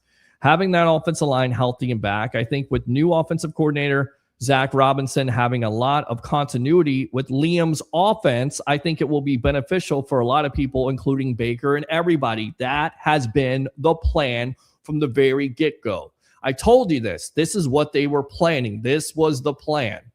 They hire Zach Robinson, who knows the Liam Cohen offense. You put Baker Mayfield in a situation to where he can distribute to his weapons, and you put the pieces, the veteran pieces in that defense, and you let it go. And you believe that Robinson can turn around this offense, namely the running game. But in order for this to all go, as we continue to talk about, it is on the offensive line. Make no mistake about it. You have to have the continuity there. You have to stay healthy. And they weren't able to do that. And it didn't help. Open phone line, 727-255-0391. It's 727-255-0391. Realtor David Zuzman, thank you very much for tuning in. Thank you very much for the YouTube super chats, my friend. Mid-season slumps happen because we just don't have enough depth and mediocre starters in many position groups. No coach in the NFL would have made that team perform better than Bowles did. It's a good point. I will say this. A lot of people will point to Kyle Shanahan, the job that he did with the San Francisco 49ers with the multiple injuries that they had, and they were still able to be in the division contention there. And they played well, performed well. So Cook at the time, I said they were voting at the time, not the whole season. Realtor David Zuzman, even with the poor roster, Bowles made brilliant adjustments almost every game to give us a shot in many situations. The defense got a lot better in the second half after Bowles made adjustments. Brent, I'm from the same state he's from. Oscar, would you give up Godwin in the second-round pick for Crosby? Yes, I would. I love Chris Godwin. I love the second-round pick, but I think Crosby is definitely a game changer. He's a generational talent. I would do it. All love to Mike. Thank you, Colton. Appreciate you right there. I'd rather get rid of a player early than too late. Okay. If he stays, good. If he leaves, good. King Cook says, please stop with the Kyle Trask talk, folks. Please. Yeah, laugh out loud. That's just him trolling. That's good enough to suck right there. Brent, the 49ers let Jerry Rice go. He's the greatest receiver of all time. Yes, he ended up with the Raiders. You're absolutely correct. Who would ever thought? And listen, you're going through the same thing here with, with the Tampa Bay Rays. Evan Longoria. You let him go. You trade him. You let him walk out the door, right? Steven Stamkos, there's another case. You let him. You never thought that was going to happen. You never thought he was going to wear another uniform, but it happens. It's the business. It is the way it is. A lot of players don't get a chance to stay with their teams. Jerry Rice was one of those. Emmitt Smith was one of those players. Randy Moss, a great receiver, was one of those players. Don't get to stay with your team the whole time. It happens. It's disappointing. I don't expect it. Because when you hear Evans talk at press conferences, he certainly seems like he wants to be a Buck all time. Be here for the rest of his life. But who knows? Maybe there's something changed. If Jason Light is still not willing to do what it takes this offseason, then it makes no sense to re-sign Evans. Evans is the type of re-signing you do when you put your team in position to win. Put that out there. Colton, who should be the first-round pick for the Bucs? Colton, tell you right now, if they go for Trey Hendrickson, I'm okay with trying to get up there and trade up for Sonny Styles, the linebacker from Ohio State. The kid C.J. Allen, the linebacker from Georgia, the thing that scares me about him, just reading his scouting reports, haven't gotten a chance to see him play, haven't gotten a chance to see his tape, he can't cover. If you're talking about getting a linebacker at 15 that can't cover, has a problem with that, I don't want it. Sorry. I want somebody who can cover. Styles can cover, former safety, has the instincts, can do it all. I think he's the perfect prospect for this team. And if he's there and you have to trade up for him, go for it. Make the move. If you address the Trey Hendrickson. Now, if you trade for Max Crosby, you won't have to worry about a first-round pick because you won't have one. You have to worry about the rest of the draft at that point, and then that's where you could go with the Rodriguez from Texas Tech, the former quarterback right there. Good stuff, Colton. Thanks a lot for the question. Oh, yeah. But he doesn't win big games. If we kept him, we will make the playoffs and lose the first and the second round. He's already won. He won in the first round against the Philadelphia Eagles. Nearly beat the Lions in the second round. Come on. He's 1-9 in primetime games as our starting quarterback. I get that. It's also a team game. Okay, he's won some big games. Jason needs to sign Baker, save $21 million. That would help signing Mike. Bingo, Bobby. There it is. Realtor David Zuzman, here's what you need to be willing to do. If you're serious about winning this year, trade for Nick Herring from Pittsburgh, or Nick Herberg. That's who you're talking about, not Nick Herring, Nick Herberg. Sign Devin Lloyd. That's the other kid right there in free agency. Sign Joseph Day as a depth defensive. I think you're talking about the player from Denver, and then sign a tight end in free agency. All right, good stuff, Realtor David Zuzman. Yeah. Blake Anthony, by the way, in case you missed the post there, it's been 8 years for me and Blake being friends. And by the way, we're bringing back Blake and Blake Sports. It's not going to be a live call-in show at first. I'm going to try to convince Blake to do that because that's what we do here. We kind of try to bring that sports web flavor to it. But we're bringing back Blake and Blake Sports. So you'll see us soon. I think about Saturday. You'll see us during the weekend. Crosby ain't getting traded, says Chris Cole. Thank you very much for the comment. Realtor David Zuzman, sign a cornerback in free agency or Jamel Dean for 1 year. I don't think Jamel Dean's coming back. And I'll go back to this. You know, the market is going to be plentiful, right? There's going to be a team out there that's going to overpay. The Rams may be that team because they're losing all three corners in free agency. The way Dean performed as being the third best corner in Pro Football Focus, having a career high 3 interceptions. You see the potential there. The only reason why you sign Dean is if you don't believe that the extension you gave Zion McCollum was worth it. If you don't believe that Benjamin Morrison, who you drafted in the second round, isn't ready. If you don't believe that Jacob Parrish and the rest of that back end can handle the pressure because Dean knows the Bulls defense from 2019. I just don't see it happening. I think you've invested a lot of draft capital in those young players. You've also given McCollum that extension.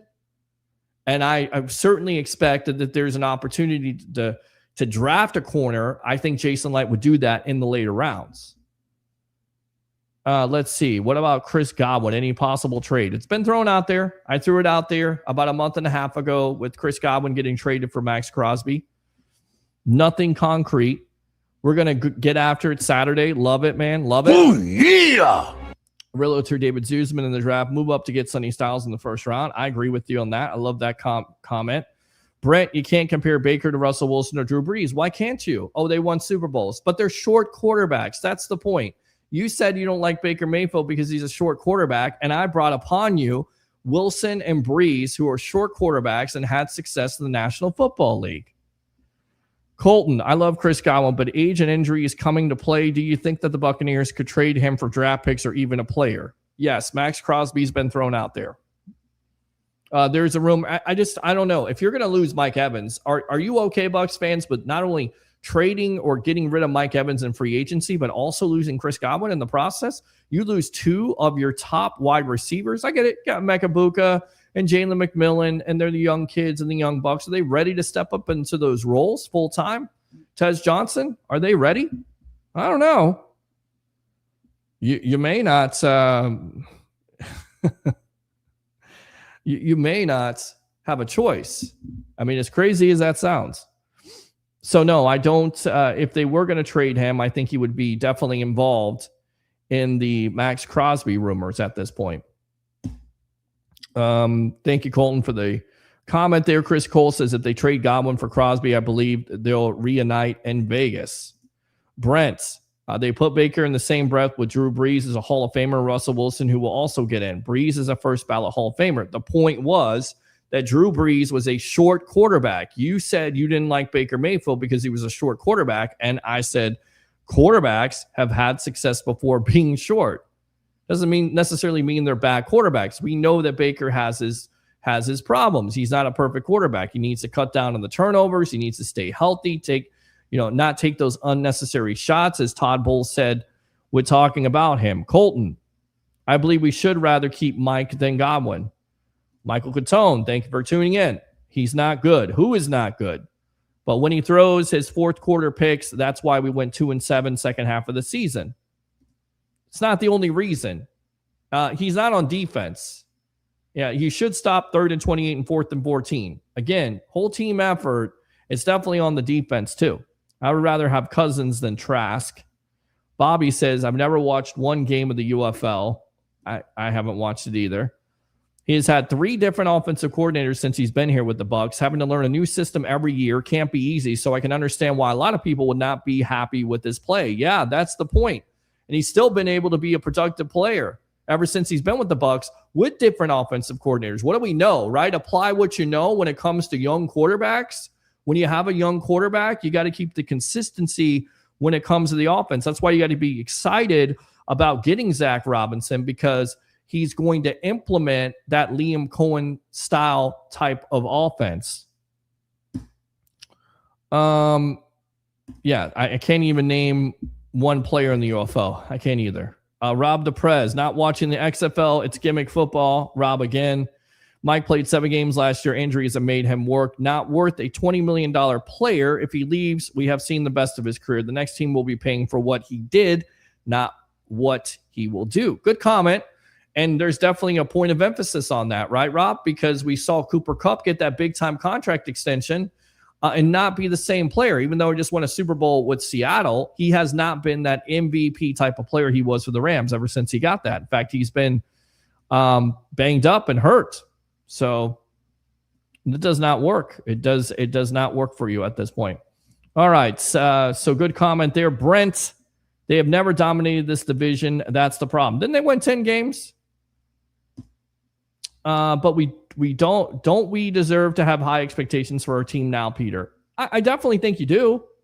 I think you do. I definitely think you should have high expectations, right? But also, you've got to keep this into perspective. Like, again, people think they're going to win the Super Bowl every year, and you look at the defense, and the defense can't stop a common cold, right? That's a problem. The problem is when you have linebackers that can't cover tight ends and wide receivers, you allow the middle of the field being open. You can see it. I can see it. Do you think that offensive coordinators can see it? Of course they can. That's their job. That's what they're paid the big bucks for. So, yeah, I definitely think you should have high expectations, but I also think that you should have some perspective on what this Bucs team is and was and going forward, what they could be. That's not to say they can't get those high expectations back because it's a new year. Open phone line, 727-255-0391. It's 727-255-0391. So good stuff. I like that, King. So just accept mediocrity. No, don't accept that. I'm not, again, are they mediocre? Is this team mediocre? Is this team bad? I mean, they're winning divisions. You're going to the playoffs. Are they that bad? Is it that bad to watch? I'll take some playoff football. Again, though, do you have to evolve like we do on this show? Yeah, you have to evolve. You have to win more than one playoff game. Yes, of course. Or heads are going to roll. Natalie Rivera, nice beard. Thank you for tuning in. Appreciate you.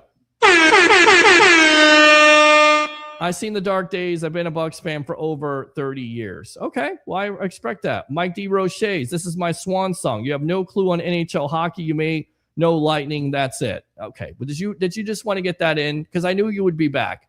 You're the guy that I was talking about the first of the show. You said the show was boring. You never tuned in, and you tuned in. You know why? Because you're a webhead for life. Stop it, Mike. Come on, Mike. Oh, yeah. Peter, come on now. Did Brady always have to get wrong and Edelman schemes open? Laugh out loud. We both know the answer is no. Just saying. But still, your offensive coordinator has to help here, guys. The quarterback can't come on the field and call the plays. As great as Brady was, he had to have the help of Josh McDaniels. Are we going to discount Josh McDaniels as an offensive coordinator? Did you see what he did this year with Drake May and that offense with the the little weapons they have with, Stephon Diggs having more baby mama drama than having touchdowns, right? Was that below the belt? No, I think it was the truth. I think he had more baby mamas than touchdowns. He probably has more money than I got. But the point is, what was he able to do with that offense? You have to have that offensive coordinator. The credit has to be there. Gronk, yeah, you had some weapons there. Sun Devil Dave, Brandon Aubrey was a Birmingham UFL team. Now with the Cowboys, kicked 64 yards. Lucas Harbisick was the Dallas Renegades, kicked 61-yard field goal with Green Bay. Okay, but you got to name the next one. Who's the kicker that's going to kick a 60-yard field goal in the UFL right now? Let me know. Let me know in the comment box there, here on the Sports Web. A happy hump day edition of the Sports Web. Cole Kmet rumored to sign with the Bucs. That is true. Drake Westfall, it would suck, but if it gives us money for defense, we do have some wide receivers that could do it. That makes sense. Brent says 3rd and 28 didn't happen and Baker didn't throw the late fourth quarter pick and then got the ball back and missed Payne Durham wide open in the middle of the field. I get it, but your defense has to close it down too. This is not just all on Baker Mayfield. This is what I'm getting from you. You're saying, well, 3rd and 28 doesn't happen, but still he gives you an opportunity to win. You've got to shut it down. You have a lead, your defense gives it up. Baker Mayfield had what? What did they have? A 28-13 lead at the time?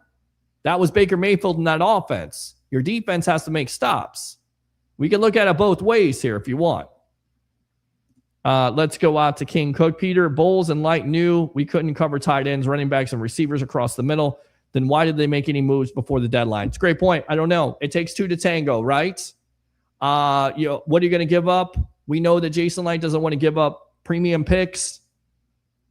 Bowles even talked about the defense in itself would have competition at linebacker. That's a great question. I think the question could be answered is that you believe in your guys so much, and I get that they're going to turn it around, that you invest that money, and you don't want to invest a first-round pick. Because if you invest a first-round pick, guess what?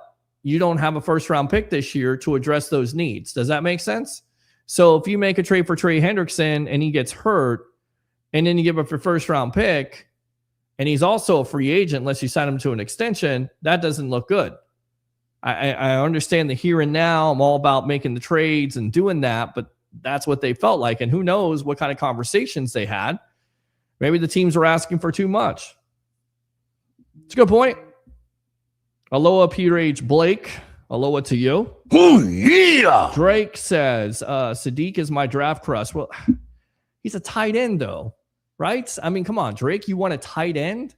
We're going to draft a tight end with all the needs they have on defense? I get it. You draft crush, but I like Cole Kmet. Signing that's a major upgrade at tight end. Agree with that. What did you think about the past few days of interviews with coaches? A lot. And I think we're wrapping up there with that comment. We'll get to some more comments here because I told you I was going to read some more here. When it comes to the backup quarterback, we feel like, and this is from Todd Bowles, we feel like we need a backup quarterback. Obviously, we got to see what's out there. There's plenty out there right now. There's a lot of balls in the air. So we just got to see how it unfolds. That certainly doesn't seem like Teddy Bridgewater is going to come back. On the defensive side of the ball, when it comes to Lavonte David, because again, the 35-year-old linebacker will have a decision to make, who, of course, in his 14 seasons is tied with Derek Brooks. So there's a thought process. Once again, I threw it out there that he's working out, according to Jason Light, on his rehab. Does somebody work out in rehab if they're retiring? Just go home, take your daughter to school like he was talking about, forget about football. It doesn't seem like he's doing that. This is what Todd Bowles had to say about David. He's been the guy to carry us, our leader, and everything else.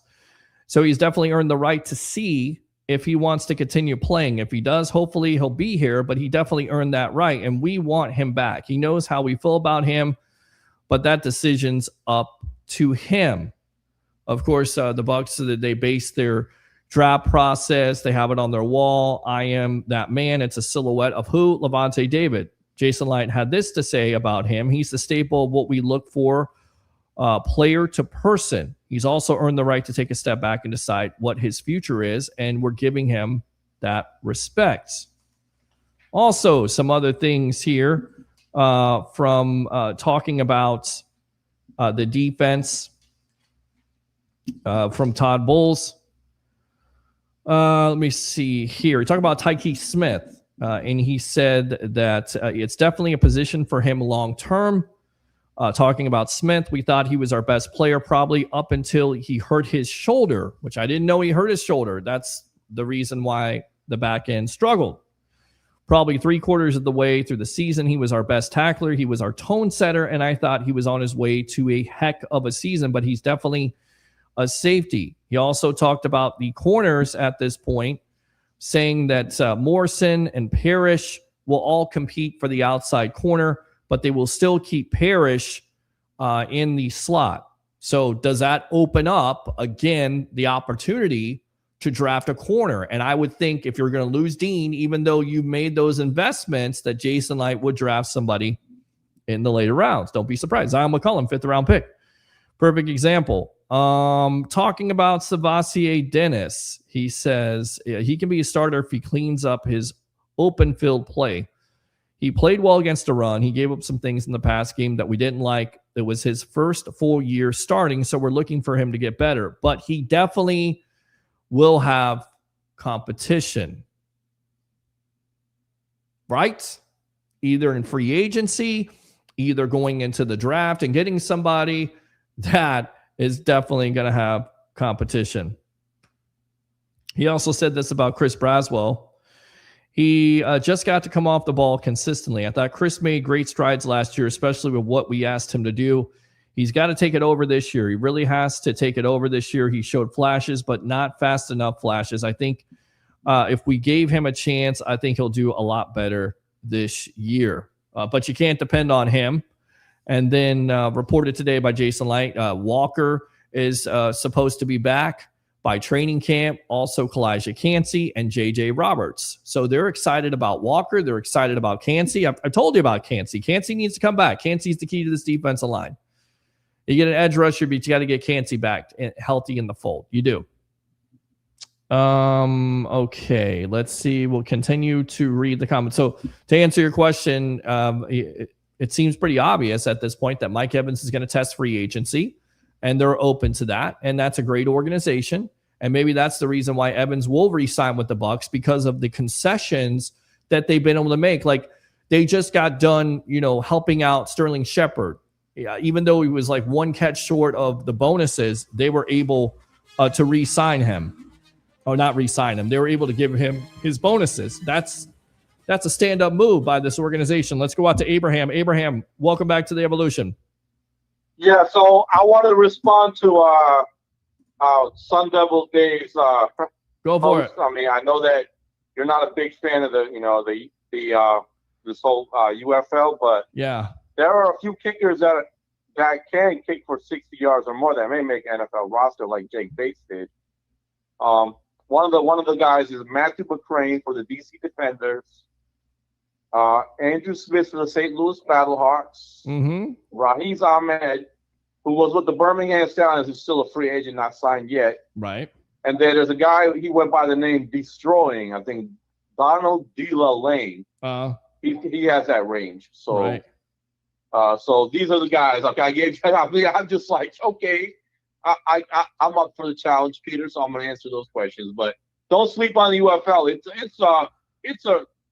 The new owner has brought a lot of changes. Bro, if you go, listen, it's late here. If you go, Dave, because if you they're go, playing in smaller stadiums. Listen, Abraham, it's not going to look like COVID stadium. Abraham, if you go Dave Chappelle on me from Half Baked and say it's fantastic in that, I'm going to hang up on you, because I know what you're trying to push here. You're trying to push this UFL, and I'm gonna try to watch it this year, because I didn't watch it last year. I didn't watch it the year before because I was pissed off. And it's, by the way, kids, it's past 11, so I can curse a little bit. It's okay. They're not in Tampa. So to me, that's a kick in the nuts over and over again. They should be in Tampa. They should have a team here instead of Orlando. Who the hell wants I'll tell you something. I did some homework. Actually, Tampa, that new Darryl Shaw development in Ybor City is looked at as a potential UFL stadium. So it's going to come to Tampa. The Bandit Ball will be coming back to Tampa. I hope so. Yeah, the thing is that they're not going to play in the big venues. They're going to play in the smaller soccer stadiums. Mm-hmm. So it's coming, but it ain't gonna. It's right now we're gonna settle for Orlando. But I mean, Right. I get you. I got you, but I mean, hey, all I gotta say is, man, bring your passion, bring your excitement. Don't bring your nonsense, and thanks for always bringing great sports talk on Sports Web and the new fan art show you're doing. I support all your ventures. Hey, man, I appreciate you as always, and we'll see you soon here, not only on the Sports Web, we'll see you in the Expo there in a couple weeks. Yeah, definitely. I'm your guy, man, all 3 days. You are my guy, brother. All right, I appreciate you, brother. All right, Abraham right there. Abraham bringing it like he always does here. We'll read the rest of these comments. We'll get out of here for the night. We'll keep it down. The roommates are here. As always, probably sleeping, probably hate me at this point, probably want to muzzle me. I think with Robinson, he would use the tight end more. If Otten doesn't come back, Sadiq would be nice. Also didn't know about Kmet. Yeah, Cole Kmet, Isaiah Likely, David Njoku. There's just some names out there. Maybe you draft a tight end. Maybe you bring back Cade Otten. I meant that Evans will join Godwin in Vegas. I don't see that. I don't see that at all. And he blocks players into the ground. Okay, well, it definitely would help, but tight end to me is a luxury at this point. Even though you're going to lose Cade Otten, remember you do have, man. For the life of me, I cannot remember names right now. The kid that you drafted out of Washington, big target. Can't think of his name. Abraham would definitely be able to tell me because he's high on him, but he hasn't shown anything at this point. He hasn't shown anything. So it remains to be seen. He's had some opportunities. I got to get this kid's name. Let's see. 7th round tight end for the Bucs out of Washington. What is his name? Because I'm just forgetting it tonight. I must be tired. Devin Culp. My goodness gracious. Devin Culp. I mean, maybe that's the guy. Maybe they say, yes, Culp. Thank you. See, it's getting late. My brain's starting to fry. Again, I do all this. Get out to Tampa Joe's, 9316 Anderson Road by March 2nd. They are closing their doors. They're moving locations. That location's been bought up by somebody else who knows who it is. Going to miss them. Loved working with them. I've been told we're going to work together no matter where it's at. There may be a different location. Definitely, hopefully, there is a different location. We'll work together. Thank you, Drake. Appreciate you. Durham and Culp, yes. Devin Culp, I got you, bro. Appreciate you tuning in there on Facebook. What else? What other house cleaning items do we have here? Let's go out to this right here. You don't have to go far. It's Up the Block Barbershop, 4946 Moog Road in Holiday, Florida. Whether it's a haircut, it's a beard trim. Somebody said a nice beard trim, nice beard. Thank you, Natalie. When there's a beautiful, attractive women coming on your show saying your beard looks good, guess what? And not weird, it looks good. That's all about Up the Block Barbershop. Go see my favorite barber, Ricky, and all the talented barbers there at Up the Block. Remember, we'll be there in a couple of weeks. A couple of weeks we'll be at the Expo, so we'll figure that situation out. Give me a table, give me Wi-Fi, and I'll make it happen. But go see them and tell them the Rolex reporter Peter Blake sent you. And then my new venture here, guys, I can't say it enough. If you want daily Bucs content besides the Sports Web, because I know we're only on Monday and Wednesday nights, and we're bringing back Blake and Blake Sports on Saturday. But if you want daily Bucs content, 10 to 15 minutes, whether you're at work, you're on break, like and subscribe to the Fan Arch Network, Bucs Latest. It's a test, right? Latest test. It's a test for you. Everybody here, every subscriber right now, go and like that channel, tune in, and go ahead and see what I have to offer. Bucs items, we'll be putting up something tonight. We'll have it up there by tomorrow. It's up there at 11 o'clock every day, 11 a.m. Bucs Latest, Bucs Daily content there on the Fan Arch Network. All right, any more comments here? Culp is a real option. He is definitely a real option. Will they be ready? Will they be ready to move with him? Because he's a big guy. He's never really been given the opportunity. Not the greatest blocker. He's got to improve that. But he can definitely pass catch if given the opportunity. Maybe that's the plan, or maybe they go with somebody else. We'll see. Free agency, the dinner bell, just a couple of weeks away. We got you covered here. The NFL Draft Combine, if something breaks, if something goes, we'll go live here on the Evolution of Sports Talk Television. Thanks for tuning in here on my favorite day of the week. Hump Day! It is a Hump Day celebration. Like and subscribe to the Sports Web on YouTube. Friend me on Facebook at Peter H. Blake, Facebook Stars, or open YouTube Super Chats, and do 3 things. We'll keep it down. Bring your passion. Bring your excitement. Just don't bring any nonsense. I'm your host, Peter Blake, your Rolex reporter. What time is it? It's my time. And for fans of the Sports Web and the Tampa Bay sports fan, especially you Go Bucs fans, it's your time. We'll see you next time on the Evolution of Sports Talk Television. As we always say on this show to end it off,